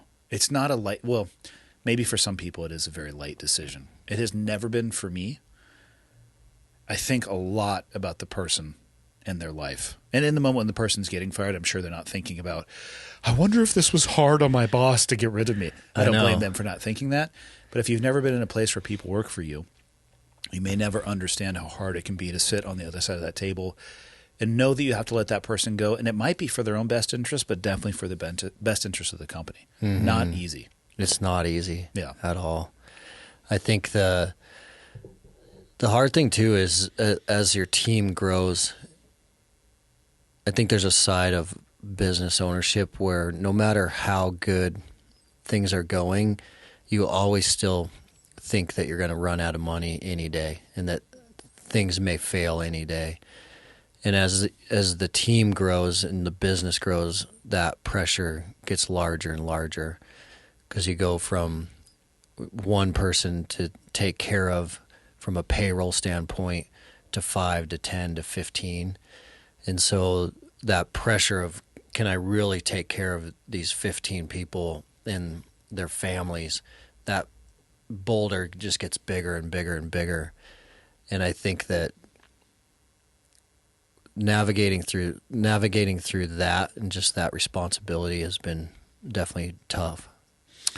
You allow people to come and work out at your facility too, right? We did for a long time. We actually, that was kind of the foundation of Mountain Tough, is that all of our programs and training is lab tested, and that has been since day one.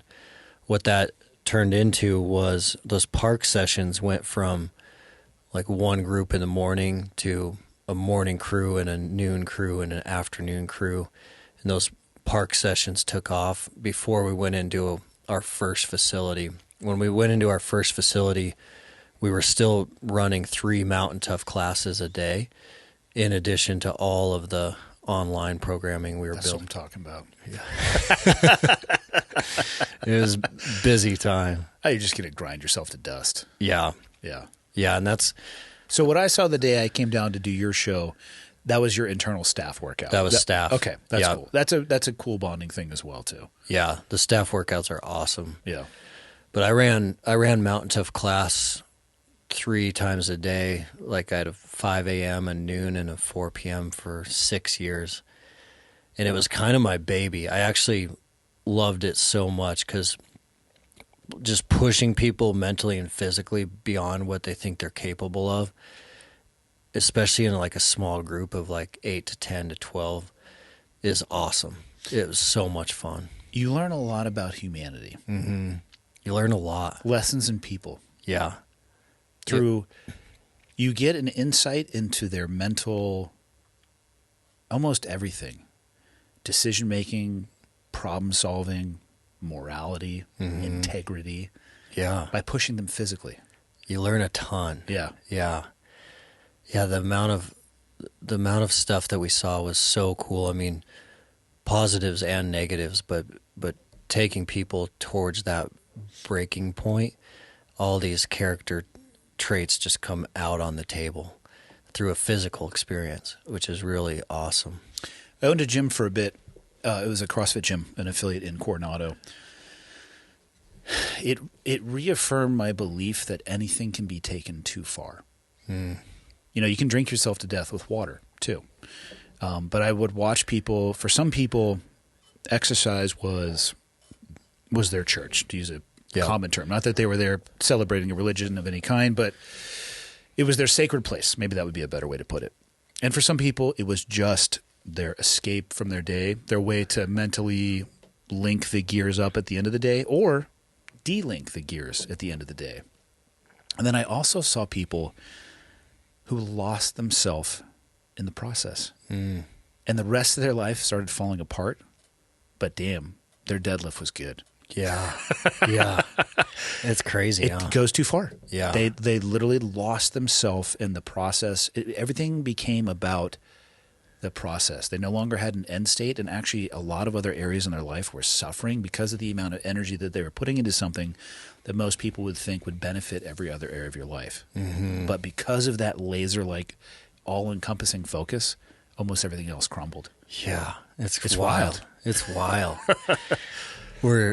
As humans, we're pretty terrible about idolizing things and putting things on pedestals. And even when we eliminate an idol, something else can sneak in there and become an idol. And fitness definitely tends to do that for some people if they're not watching that. Yeah.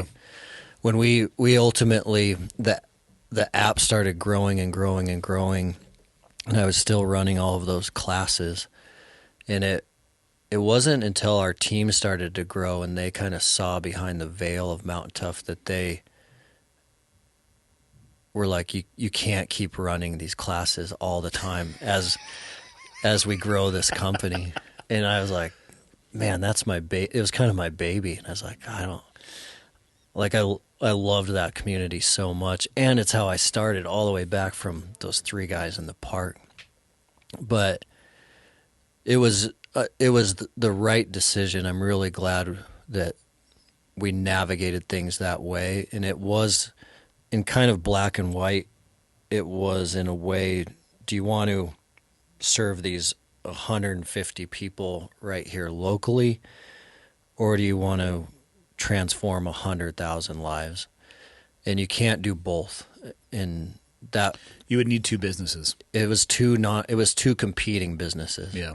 They were competing for time, energy, resources, and we still have a lab now. We still have test athletes testing things every single day, but it's different from class. And by making that pivot, we're able to be on that pathway to actually impact 100,000 lives. But that was one of the harder decisions I ever went through because of what you just mentioned. It was so important to a lot of people. Those classes were so important that, and I didn't realize it until I pulled the trigger on that decision how important it was to some people. But it was like wrapped into their identity. Yeah. And it was like I ripped a piece of their identity off when it was like, you can't train here anymore. And there's a book on change called Who Moved My Cheese that talks about... That's the actual title? Yeah. It's like a really short leadership book called Who Moved My Cheese. And it's how humans process change. And we can all process change these 3 ways, and depending on how we're feeling or what it actually is, or the day you catch me on, I'm going to fall in one of these 3 buckets. But one of the buckets is, so you're in a mouse cage, like a maze, and the scientists are putting the cheese in the same corner every single day, and we're running over, we eat that cheese, and then we go hang out. Well, one day the scientists pull the cheese out, and it's gone. So me and you run over, it's been there the last 100 days, and now it's not there. So one way to react to that change is the way that we should all strive for most of the time, and that is, cheese is gone, not sure what happened, let's get out of here and go figure out what's going on. Let's look for clues, let's look for more cheese. So that is one way that humans react to change. The other way is kind of laying in that same spot that cheese used to be and being like, who the heck moved my cheese? And just lamenting over the fact that there is no cheese. And lamenting, and then feeling entitled, like, that was my cheese. Why isn't my cheese here? And in the story, the mice will actually lay there waiting for the cheese to return to that spot and die, because it never does. But the mice who run and look for new cheese, they end up being fine, and they find things that are actually better than the cheese they had. They find like 6 versions of cheese, and maybe they find some Gouda if they're into that shit. Yeah. So it's like things happen, and we got to just look for the action steps immediately to create the scenario we want to create. But changing those classes, for sure, I did not realize how big of a identity thing, and I moved a lot of people's cheese going through that experience, which was tough on me just because it was kind of like my community, in a way. So, but now you have access to a lot more data, user data. Yep. What are you seeing that makes the difference for people in either achieving their fitness goals or not? Consistency, for sure. I think consistency seems to be the number one game changer. There's so many different ways to train. There's so many different avenues to train, whether that is like running, hiking, CrossFit, mountain to full gear, minimal gear, martial arts. But the people that are rising above the rest are very consistent. And so they are not skipping many sessions. They're making most sessions. Even if they're traveling, they're finding a way to train.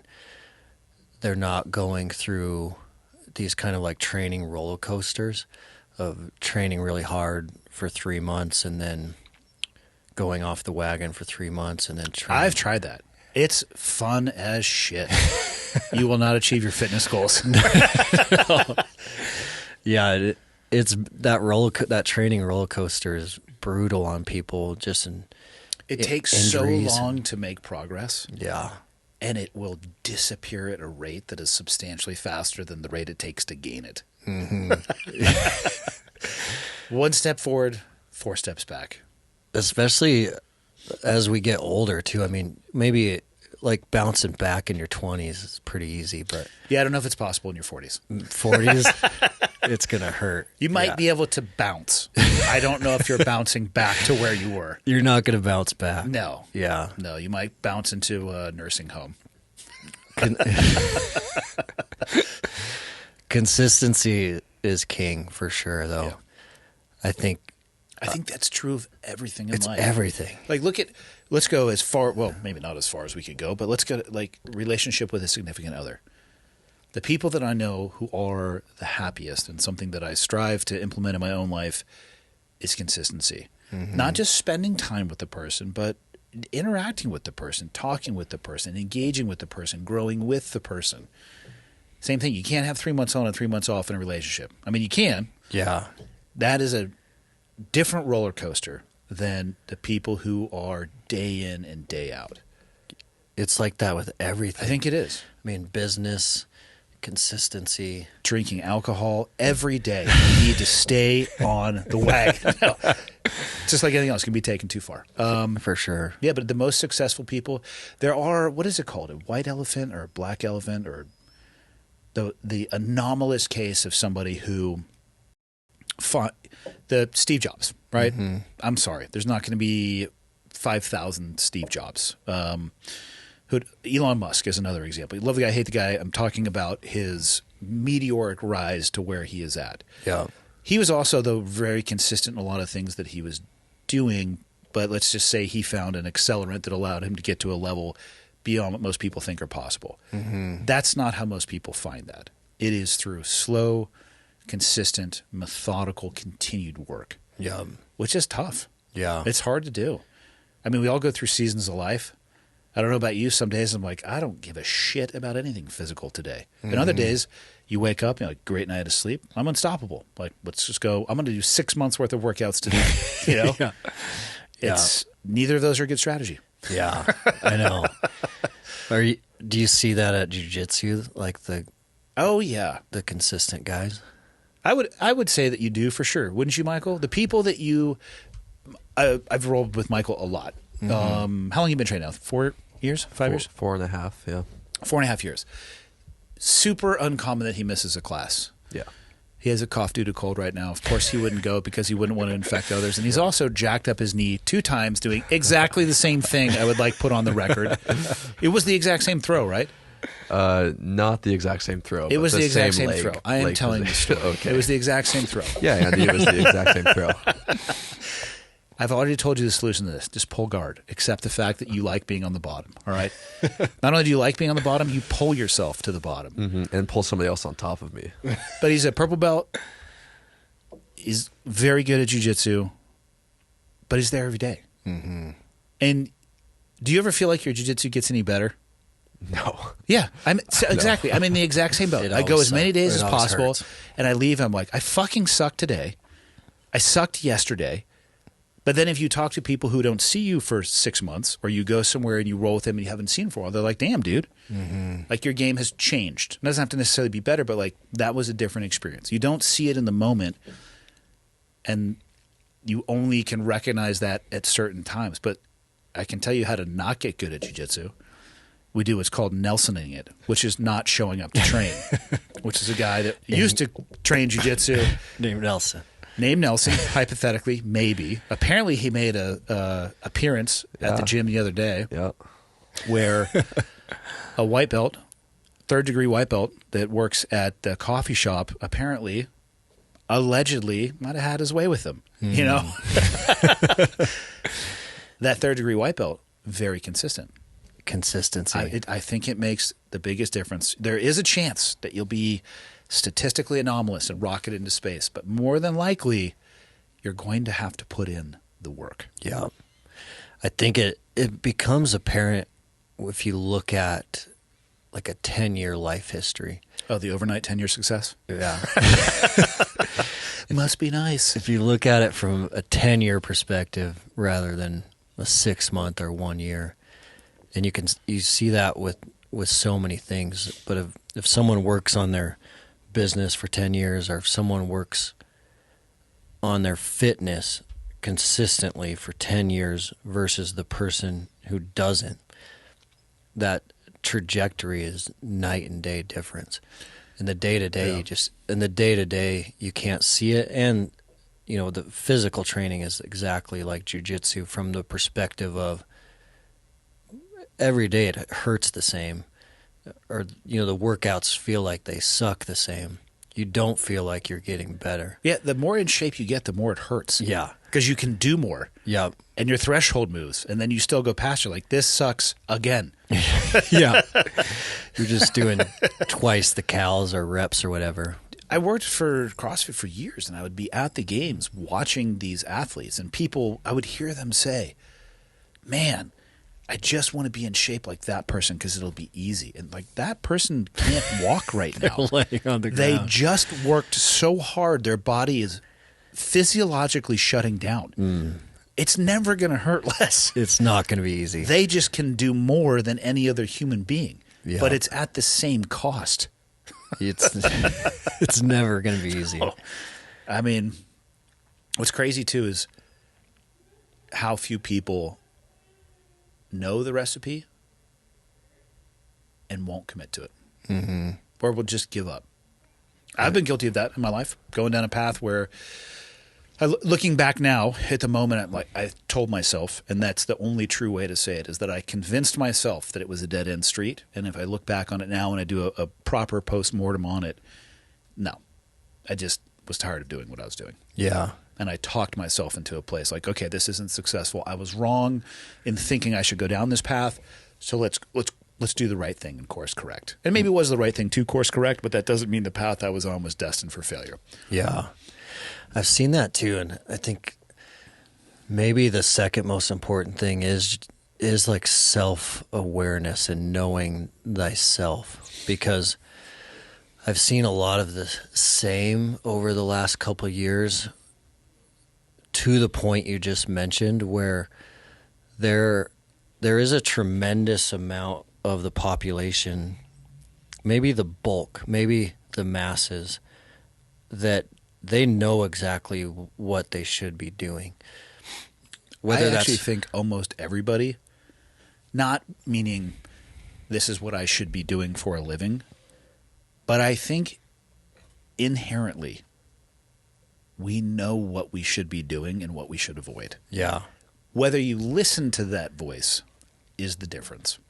Yeah, that's a really interesting one, because from physical training and nutrition, you see it a lot, where individuals will ask you about training or nutrition, and as they're asking you, you know they already know the answer, and you know that you giving them the answer, they're still not going to ignore. They're not, but they're asking you like your answer is the secret sauce to their life transformation. But you know, as you're answering them, they already know the answer. But it's something about the self-awareness in them knowing themselves enough that that is not the missing component for them consistently taking action. It's really fascinating, because predominantly I think that that's what you see the most, I think, is people knowing they should be eating a little better, they should be training more consistently and a little bit differently. They know what to do.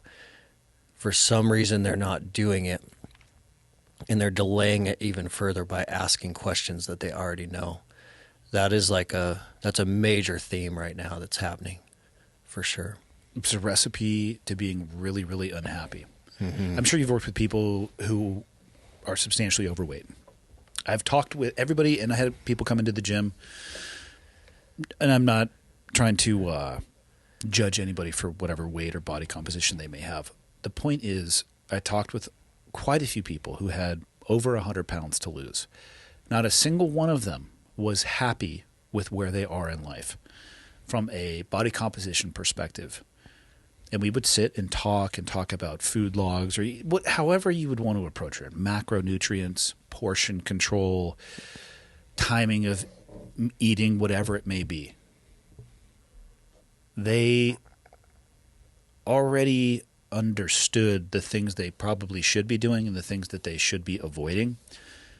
And they would actively pursue the things they know they should be avoiding and feel terrible about it in the moment. It just this vicious cycle of almost self-torture from a physical and emotional perspective. Yeah. It's very difficult. Yeah. And you and I talked a little bit about that on the Mountain Tough show. is certainly one solution to that is the why, and them finding that why. Yeah. So the how becomes more possible or probable for them. Yeah. But them finding that why doesn't always happen overnight, and there's no real secret code to that, because sometimes some sort of rock bottom type moment does need to happen for that why to reveal itself, whether that's a health crisis or something else. But for all people, I think, like, artificially, and it's not really artificially, but creating a case for a why strong enough in your head that is powerful enough to lead to consistent action isn't like a black and white light switch for all people. It's because you have to convince yourself that why is strong enough. Well, when you're in your darkest moments, which more than likely you're going to be by yourself, having to make a choice between something that is perceived to be easier and perhaps more comfortable, that doesn't align with the consistent action you know you need to take, versus a choice that's a little bit more difficult. I was about to say more harder. Don't know where that came from. Excellent grasp of the English language today. More difficult, but would keep in line with the consistency and the goals that you want to go towards. If the why isn't powerful enough, you're about to have the most dangerous type of argument, and that is the one with yourself. Yeah, and then you're screwed. Really, I mean, that's what it comes down to. Yeah. If that why isn't solidified enough, if it's not a powerful enough anchor to moor that vessel in place, regardless of the type of storm that's coming at it, it'll snap and away we go. Mm-hmm. I have found that anyone who's struggling with that why, if they register for something hard and scary, it's kind of like jump-starting a truck. It's a level of accountability as well. Yeah. Instead of it being a target that you're going to throw something at as it drives by, you're like, this is on a calendar now, and that calendar sits on the wall. Yeah. It's like jump-starting a truck, because I always know that's probably not going to give them fuel for – that's not the 10-year why. But if you think about Jiu-Jitsu and someone who's inconsistent, if you sit – Like Nelson. Like Nelson, yeah. If you register Nelson for a big comp – he just wouldn't go.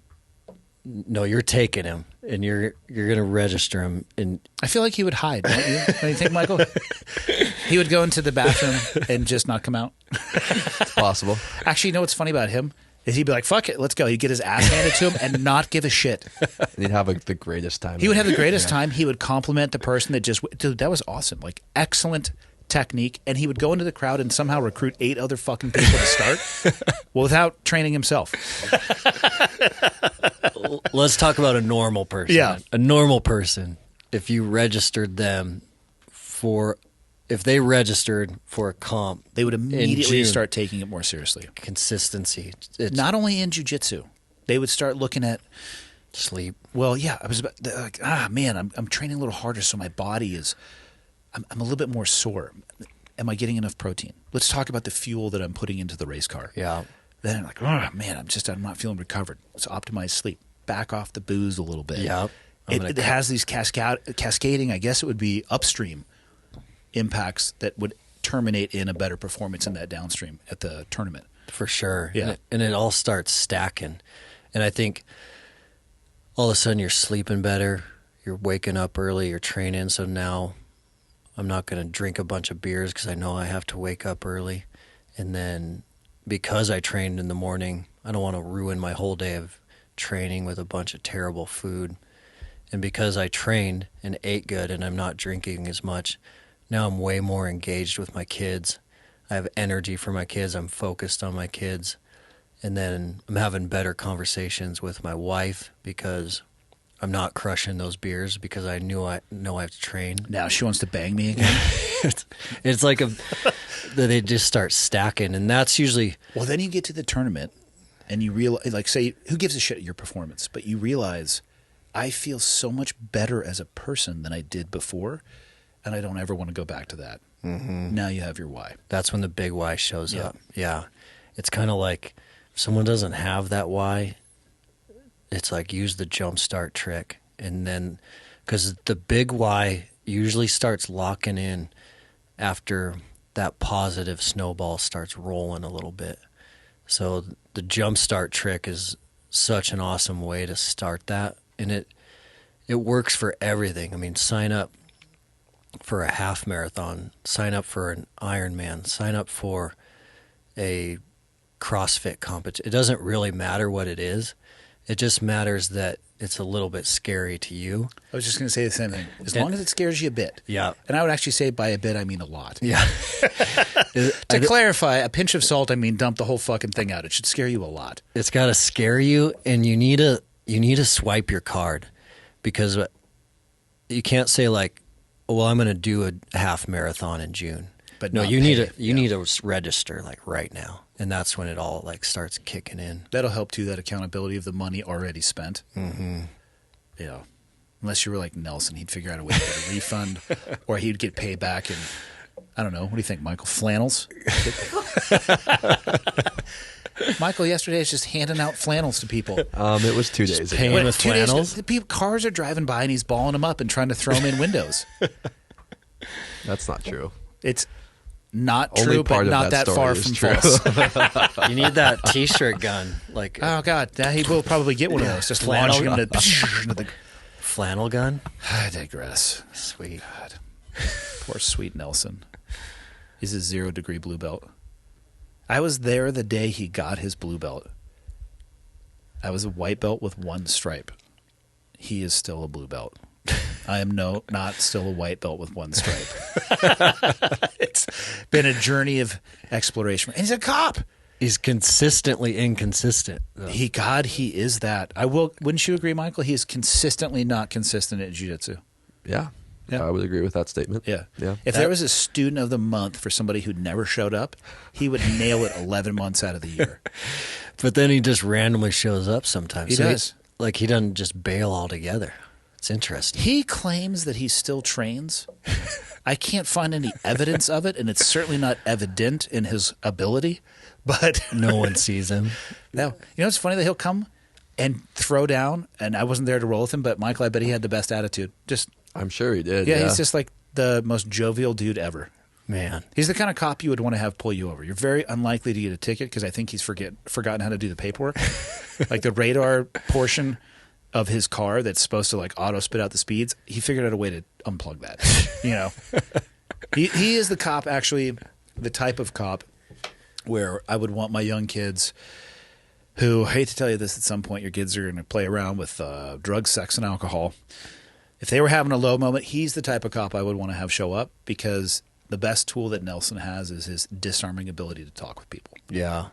You know, and he's not looking for a reason to escalate. Yeah. He's actually looking for a reason not to, because he has no ability to defend himself whatsoever. He's going to de-escalate at all costs. So he's got his mouth and firearm. Those are the 2 steps in between the two, even though he claims to have been doing jiu-jitsu for like 8 years. Oh, man. Yeah. It's fantastic, though. Tell me about your podcast, because you guys are a little bit earlier into the podcasting journey. We are, yeah. So the Mountain Tough podcast, when we looked at it, we knew in our space that there was 1,000 good hunting podcasts. And we also knew that in our space there was a plethora of great fitness and training podcasts. And we didn't want to get into either of those competitive landscapes necessarily from a podcast perspective. But since day one of Mountain Tough's ethos has been the mind and mental toughness and mental fitness, and what mental toughness can do, and consistently, like, the best of the best are extremely mentally tough. And mental toughness shows up in different ways, and there's different tools that are more helpful on some days versus others depending on the situation. So our podcast is very much focused on inspiring guests and what's going on from their perspective with how they use mental toughness, how they view mental toughness, how they think about their mindset and sharpening their mindset, and how that has helped them like accomplish their goals. Who is the most mentally tough or resilient person that you've ever come across? Can you think of one? Man, the one that just popped to my mind from our podcast that was the most fascinating I've ever heard was Bodie Miller's story. The downhill skier? Yeah. So America's most winningest skier, Olympian. But he grew up in the mountains of Vermont, kind of in a hippie family off the grid. And he actually had a hike about a half mile to his house off the main road through the woods. So at like 6, 7, 8, 9 years old, he would just be stomping through the woods. You'd get arrested for that in the modern era. I know. It's so awesome, though. But a lot of times when he was doing that as a kid, he would run into black bears. And That's not awesome. I think you're appetizer size at that age for a black bear, yeah. Yeah. Depending on when you catch him in the season. Yeah. His story is wild. But he created this tool because of that experience early on in life from his mindset perspective that I've never heard before, that was super interesting, that he applied later on in life. But when he encountered scary moments hiking to his home as a kid, whether that was a bear or just hiking through the woods at night in the dark, he used extreme versions of visualization. So he would visualize, like, as a kid, it was like, I'm a superhero. I have a shield. I have a sword. This bear's scared of me. I'm going to take this bear down. But he kept like expanding on that visualization deeper and deeper and deeper as he became an adult. And then he applied it to his skiing. So when he was skiing in the Olympics, at the top of those chutes, when he was about to go, like in that grand slalom, he would use his visualization at an extreme level where he actually has some negative effects from it now because it was so impactful to him then. But he would, in a ski race, he would look at the bottom and he's trying to get down that mountain as fast as possible, and he would visualize like his sister's been kidnapped. She's at the bottom. She just got thrown into a van, and I have to get down there as quickly as possible or she's going to be gone forever. And he would visualize that like so strongly in his mind that he was like shaking. And then when he would ski, he would have like an out of body experience where he felt like he was actually watching himself ski from like 1,000 feet up. Holy shit. The human brain is an amazing thing. Insane. Yeah. And this was like, his coaches never told him to do this. This was just something that he did, and he did it for years, and it kept getting like deeper and deeper and deeper and deeper. But that was his tactic. Wow. It was wild. Okay. So there's some cool stories like that on There the show. are. I mean, those are thoughts he's creating for himself that you could make so powerful you could lose control of them and the impact that they have on you. How fucking wild is that? That is wild, right? Like, we can visualize something that could end we up destroying you. Yeah, it is insane. Yeah. But like he leveraged it to win in some way. At what cost, though? I know. It's crazy. You know, hopefully he can find a way to not be worried about like van fuckers for the rest of his life. I mean, yeah, it's wild. Wow. Who's the most mentally tough person you've ever encountered? As I was asking you that question, I realized I don't have a good answer for it. Yeah.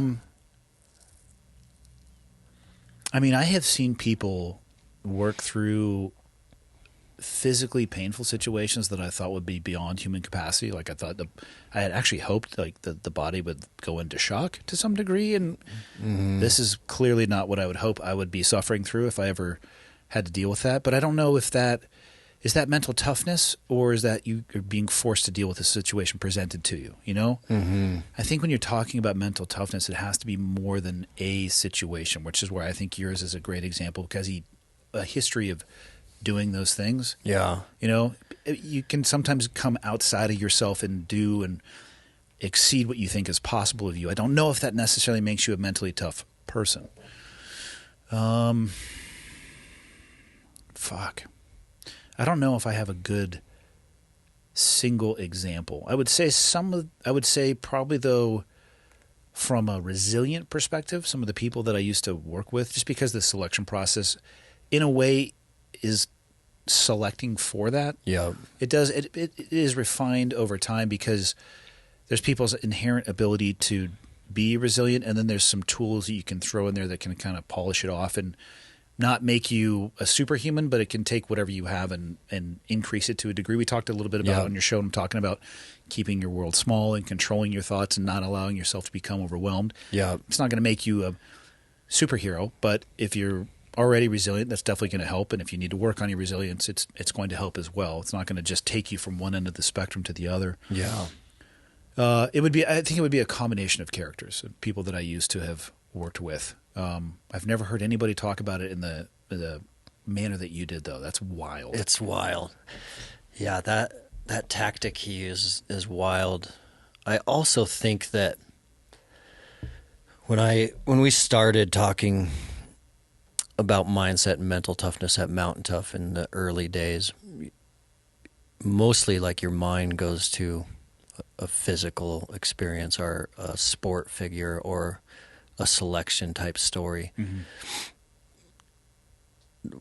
And we're in our 8th year now, and I definitely think about it a little bit differently. And I think it is related to your point that it has to be more than just one event or one thing. And so now a lot of times when I think about who's the most mentally tough individuals I know, it's more than like those guys that can handle crazy stuff on the mountain or in the gym. It's so much more than that. It's like the most mentally tough people I know are people that really won't let life bring them down no matter what kind of punch it throws at them, which that is, I think, a whole nother level and much harder than just being like mentally tough in the gym. Let's be honest, that's pretty easy. Yeah. Like we're talking 60 minutes of your day. Yeah. Mental toughness in the gym compared to like, can you handle bankruptcy? Can you handle losing a child? Can you handle divorce? Yeah. Can you handle crazy things that life is going to throw at you and keep plugging away? Those are extremely mentally tough folks where you look at them and you're like, man, nothing in life really can bring you down. I know you've been knocked down, but you got right back. You got back up and remained positive. Yeah. That's a whole nother level. I also don't think that those people are always positive, but they find their way back to it. Mm-hmm. I really don't think that there is a challenge that life can throw at you that is insurmountable unless you make decisions that make them permanent. Mm-hmm. Suicide being one of those decisions. And for whatever reason, it has its hooks into the military community. I have my own questions, though, about whether or not it's the military experience or the person that came into the military that is manifesting its way through. And I don't even know if it's possible to parse the two out. But I would agree with you on that. And I also would always caution people against selecting one data point and making a decision about a person based off of that. Yeah. Data points are important, but I think trends are much more telling than one particular point. Mm-hmm. I would hate to be judged by the lowest point in my life, and I also wouldn't want to be judged by the highest point in my life either. I would want a trend line across that to get a better version of an assessment of who I am as a person. Yeah, I agree. Because we've all done things that we regret, and we've all done things that if someone pinpointed for the majority of us an event 10, 20 years ago where we were an asshole, it's very unfortunate that they would use that to put a stamp on who we are 20 years later, but it happens. It's equally unfair to do it on the high point as well. Yeah. But it's tough. It's a good point. Because people will idolize the high point. Yeah. Especially in a world where you can view people's high points only on curated social media feeds, where nowhere in there are the valleys in between those. That's a good point. Yeah. Yeah. Neither of them are a single data point. They each, I think, high and low, are equally irrelevant as far as their importance. I'll take 12 measurements over one. If I have 12 in a row that are kind of sucking, fuck you, buddy. 12 in a row that are trending in the right direction. Oh, see what this guy's got going on. Yeah, trends are big. Yeah, then I'd still rather take 100, or 300, or a year's worth of data points, or a couple years worth of data points. I agree, because it takes a while to know someone. Yeah. And then the question is, do you ever really know them? No. Well, I don't know. I don't think you can. Yeah. I think the only person you could hope to know really well is yourself. Sometimes I do shit that surprises myself. Even that, yeah. Even knowing yourself. Yeah. There's that. It starts with being honest with yourself. Well, there's that old quote of, you can't ever cross the same river twice. And then the guy asks, yeah, you can. What do you mean? And then the response is, well, you changed and the river changed. And that's pretty accurate with ourselves and people, where we're changing every month, day, year, week. And so is everything around us and the people around us. Yep. So you don't really ever know anyone. I'm not smart enough to continue this conversation. We're at the end of my understanding of the human psyche. Yeah, I mean, I struggle fucking managing myself, let alone not even attempting to manage other people. Yeah. Are you at a phase in your life yet where your social circle is getting smaller? Yeah. Isn't it funny how that happens? Yeah. Yeah, I am. I think I'm done with friends. You're just going solo? Not solo, but just not with anybody else, No, it's tough, man. The older I get, the fewer people I want to surround myself with. I don't know why that is either. It's not that I would say I'm probably more introverted, not more than anybody else, but if I had to put myself on the spectrum, probably a little bit more introverted. But at the same time, people don't bug me. And I think when I was younger in life, I appreciated larger social circles, but for whatever reason, and wherever I'm at in my life, I love the people that are in my life very deeply, but I'm not looking necessarily to try to add anybody to that. And I think subtraction is more powerful than addition anyway. So yeah. Yeah, the people around you are so important too. I mean, impacting you. Yeah. For sure. I mean, anyone who's around you, positive or negative, that close circle is going to make a big impact. I wonder what it's going to change for you, though, when you kind of go empty nest. with no kids? Yeah. I mean, I'll have more underwear. You'll have better boxers without... That motherfucker. It was an emergency. Like, define emergency. Yeah. I think your emergency is you didn't do laundry for 2 weeks. Well, and just like... And then there's my dad. You little pussy, why are you wearing underwear in the first place? Like, first off, do not go to jiu-jitsu without wearing boxers of some kind under your gi pants. Yeah. Because nobody needs to see your butt snorkel up in the air with your pants halfway down. It's like, no one needs that. Oh, that's awesome. Yeah, he's a treat for sure. He was in the coffee shop yesterday, and I look at his drink, which is a hot chocolate. What did he try to tell me? It's God. He's tried to tell me he has not type 2 diabetes, because that's a real thing. What did he say? Stage 2 diabetes. Stage 2. These are the arguments I have. So he's not supposed to like eat sweets, and he walks into the shop, and he just the young ladies there just bring him hot chocolates. The name said Santa on it, because he's our Santa Claus. And they're like, that's stage 2 diabetes. I'm like, you were pre-diabetic.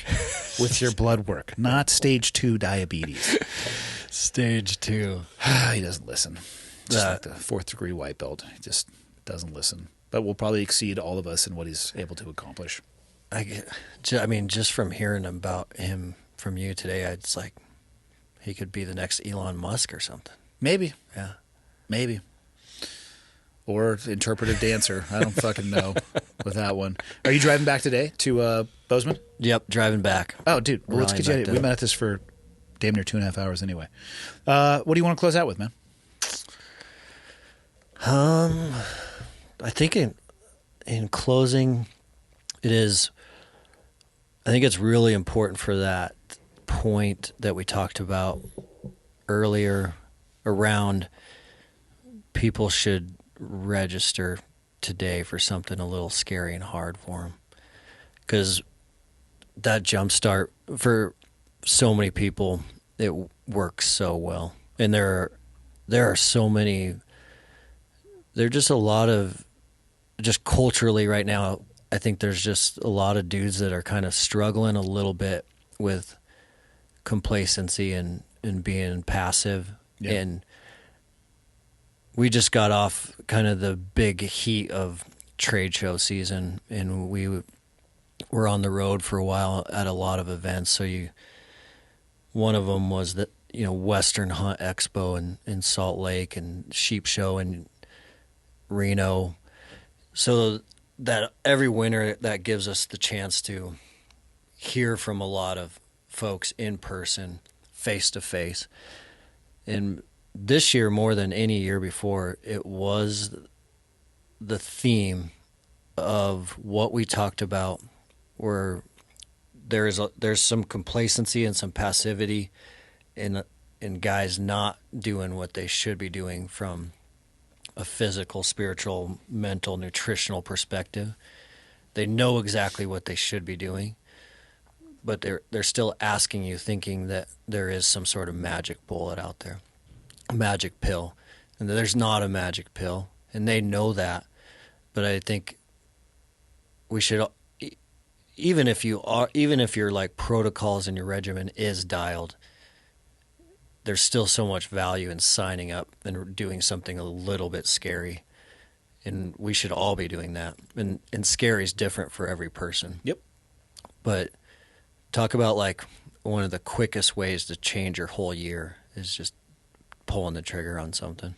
Give me the 30-second elevator pitch on what Mountain Tough is so people can decide whether or not they want to sign up, which they should. For sure. By the way. Yeah. We're in an elevator. You're with Steve Jobs wearing the Apple Vision Pro. So you're not actually looking at him. You're talking to him in augmented reality. How do you explain to him what it is? So Mountain Tough is physical training for the backcountry hunter and military athlete.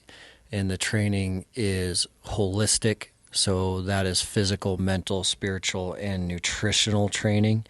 Whether you're a beginner, intermediate, or elite athlete, or you're training at home with no gear or minimal gear, all the way up to a robust home gym or a full gym. We have programs to cover getting you ready for the backcountry. So we want all of our customers to thrive in the backcountry, not just survive the backcountry. But because backcountry hunting is our DNA, that is where a lot of our customers started from, but now it's an extreme version of functional fitness. So even if you're not a hunter, Mountain Tough allows you to be always ready for anything that life is going to bring your way. And then all the training streamed directly from the Mountain Tough app, which is native on all the app stores, so you can stream it straight to your smart TV, iOS, Android phone. Cool. Perfect, man. And the social platforms, what's the best way for people to find you? So social at Mountain Tough Fitness, YouTube at Mountain Tough Fitness Lab. Cool. Right on. Awesome, man. Let's get you back on your 5-hour drive.